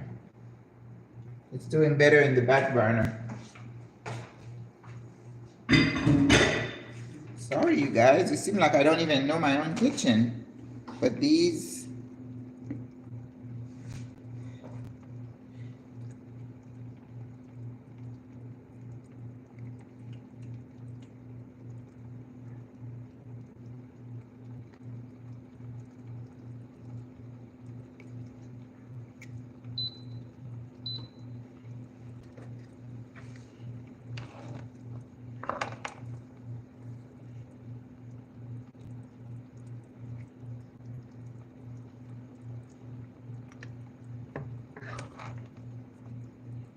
crab is giving some fume in the top, so I'm just taking them off.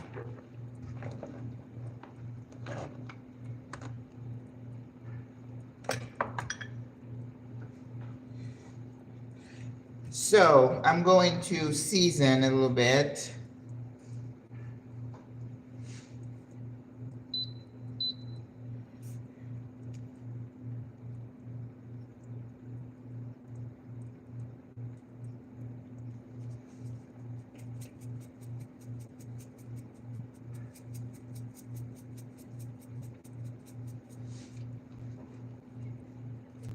I don't know why people want to put sugar in everything. Look. Why do you need sugar in gumbo? Now, granted, sugar is like, it stabilizes a lot of things, but we don't need to be adding sugar.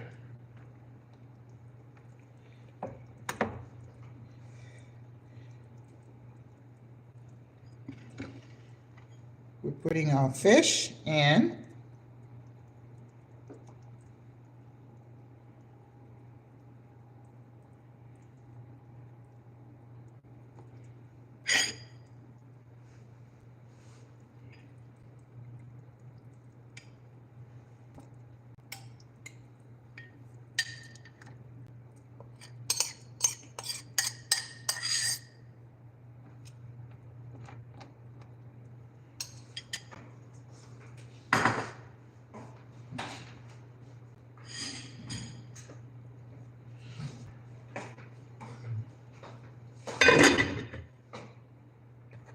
I know I'm gonna need to squeeze some lemon. Oh, forgot the bay leaves.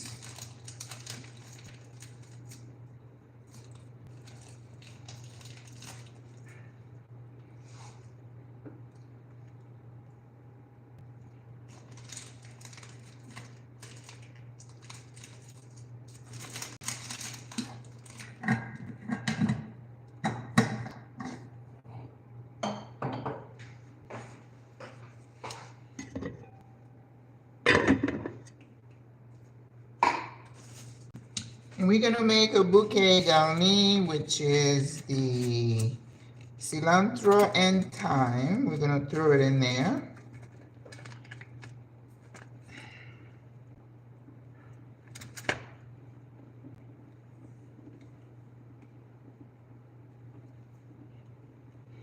I struggled to find thyme, and finally I was able to find some tomillo. That's what they call thyme here in Spanish.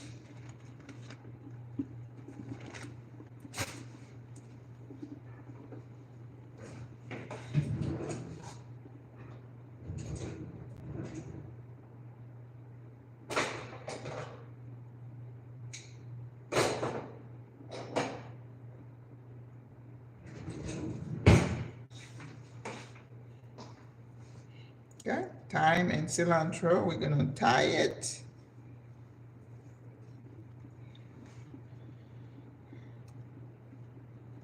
That way it doesn't disappear in the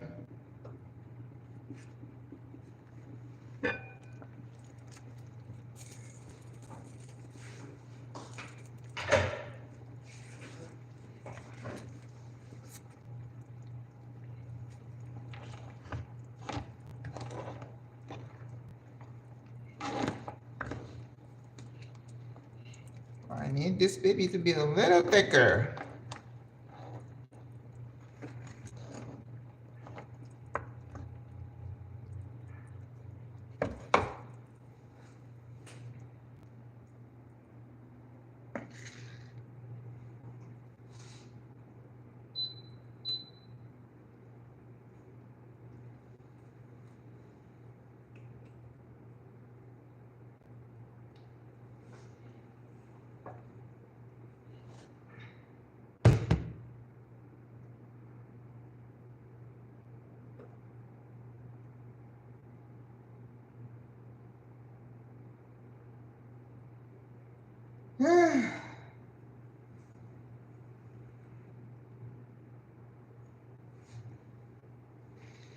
Just trying to find a burner that works faster.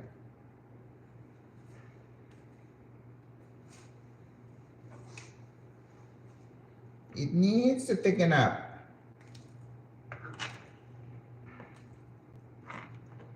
It looks like gumbo, but it's too thin. So I hope I don't have to do a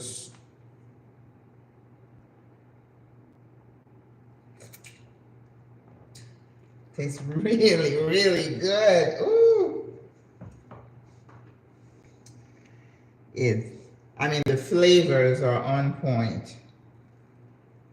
So if it's not to the thickness I want, I might have to do a little slurry there, but it is a soup.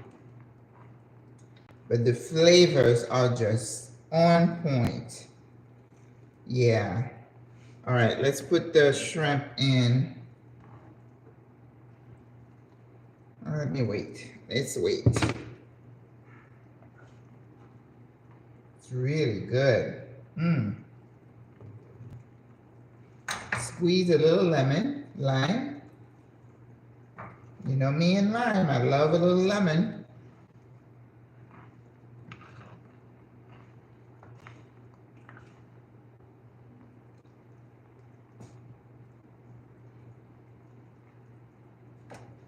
All right. I don't have to do anything to the flavor. I don't know, I don't have filet, but it's perfect. Heading out early. All right, Greta, thank you so much for hanging out with us. I know I'm running late here. Have a good one, Greta. Okay, the rice is just about done. Ooh, looks good. So I am doing a little bit of a slurry and put it in my gumbo just to thicken it up a little bit. It's not the gumbo, it's this burner thing that I have going on. So I got to think about next time, whatever I cook, that it doesn't have to do with this burner.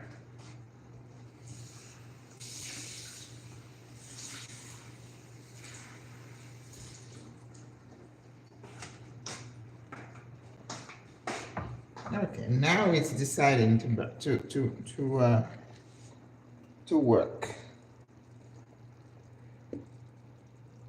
Now it's deciding to work. What can I say? You gotta be flexible.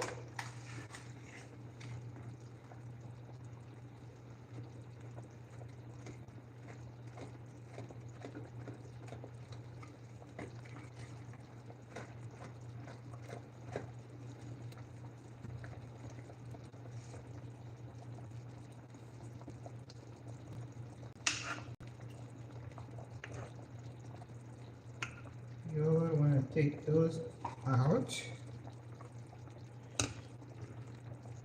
It's from the crab.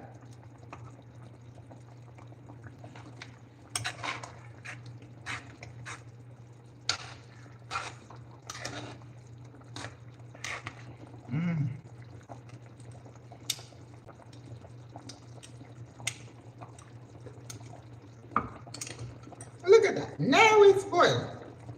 After Greta left.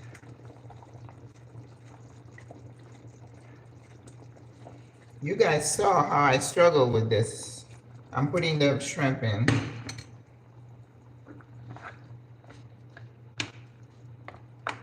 Because remember, the shrimp is cooked. I don't want it to overcook. But I think that bouquet just added the certain je ne sais quoi. I've seen people do gumbos really thin. I just don't like it so thin. So I'm putting a little bit of a slurry in to thicken it a little bit, which you can do as a cook.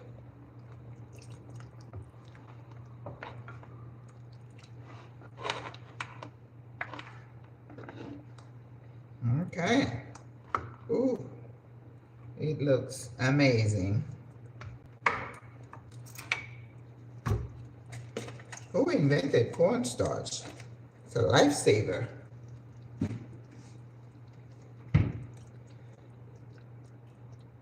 So 5 minutes and we're done. I apologize for the long live, but it's because of these burners. They're trying me.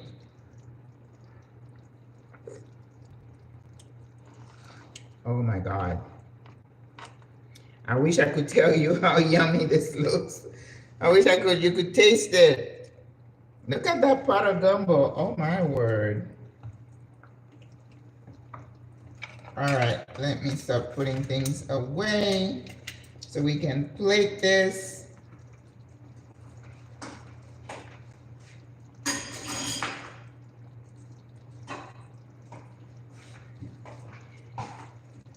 I went to a multi-plaza, a mall here, and I was looking for the right dish to plate this with, and I'm still gonna be so happy when I get this camera, you guys. I'm so sorry.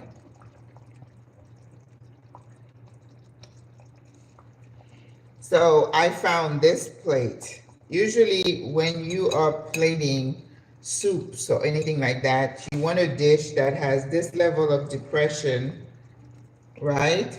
But it's usually larger. But I was able to find this one. So I'm like, okay, well, that's what I could find. Flexibility, right? So that's what I landed on.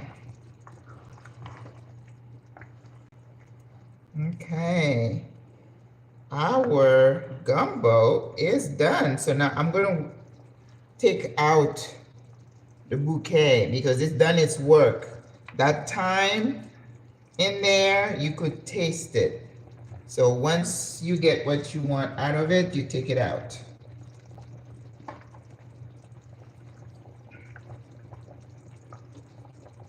So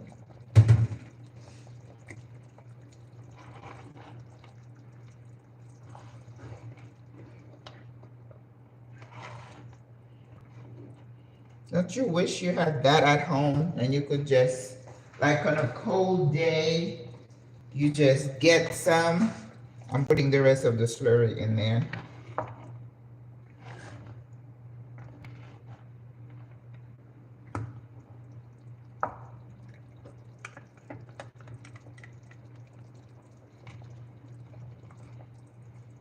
All right, we're gonna get the rice. I think I'm gonna use this to do the rice hand.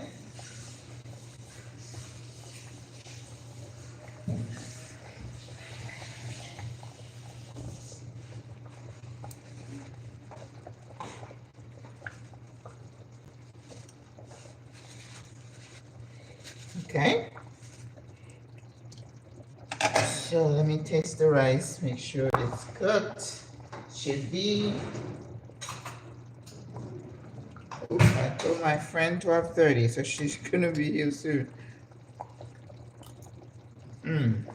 Okay.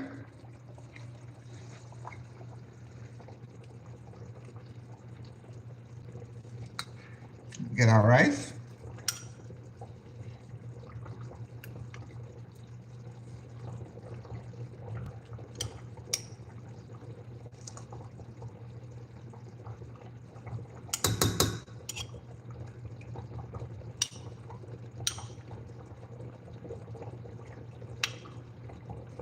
Yeah. Because you're gonna drop it in the middle of this dish.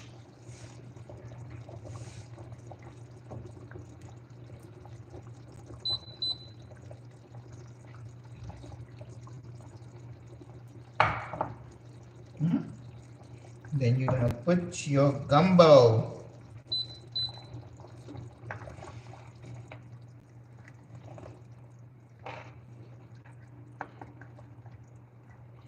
I'm gonna get one of those claws.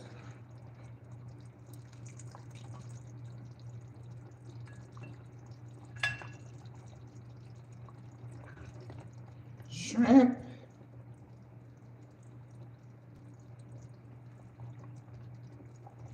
Fish.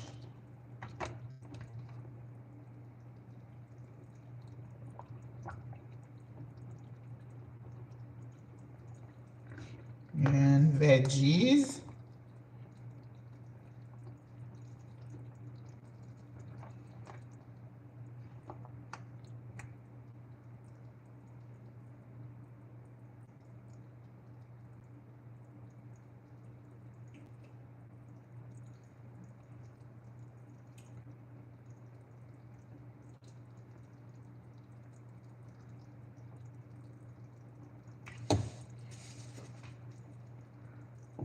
Like I said, you were hoping for a larger plate, but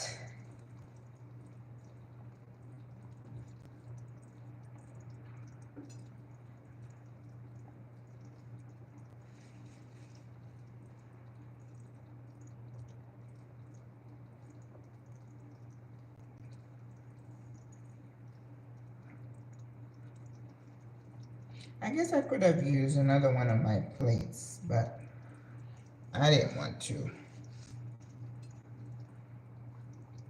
And that was the only place that I saw that had something that resembled what I was looking for.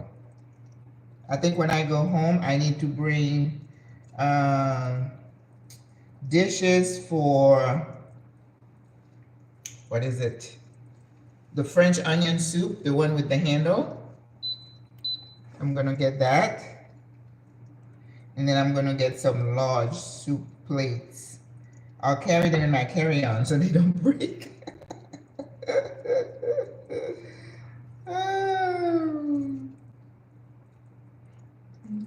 This is your gumbo, ladies and gentlemen.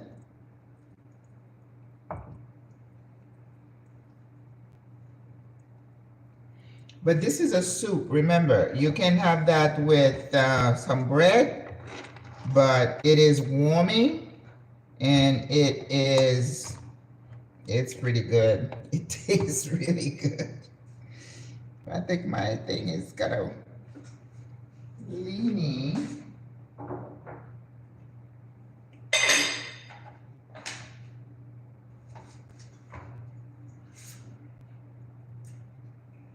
Christina gonna be here any second. All right.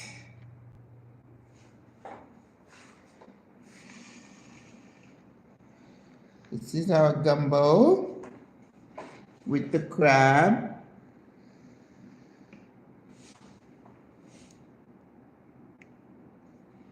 Rice, crab, shrimp, fish, and veggies.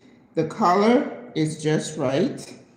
And oh, I need to decorate with a little bit of green onions. I forgot that. You gotta put the green onion on there. And cilantro. Can't forget the decoration.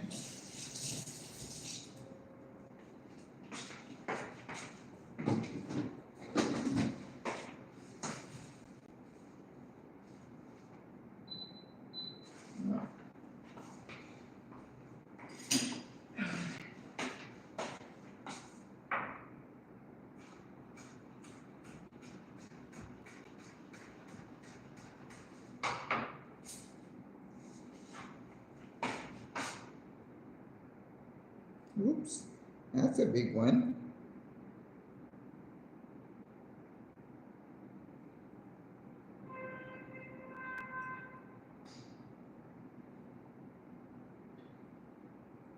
Yep, that's it.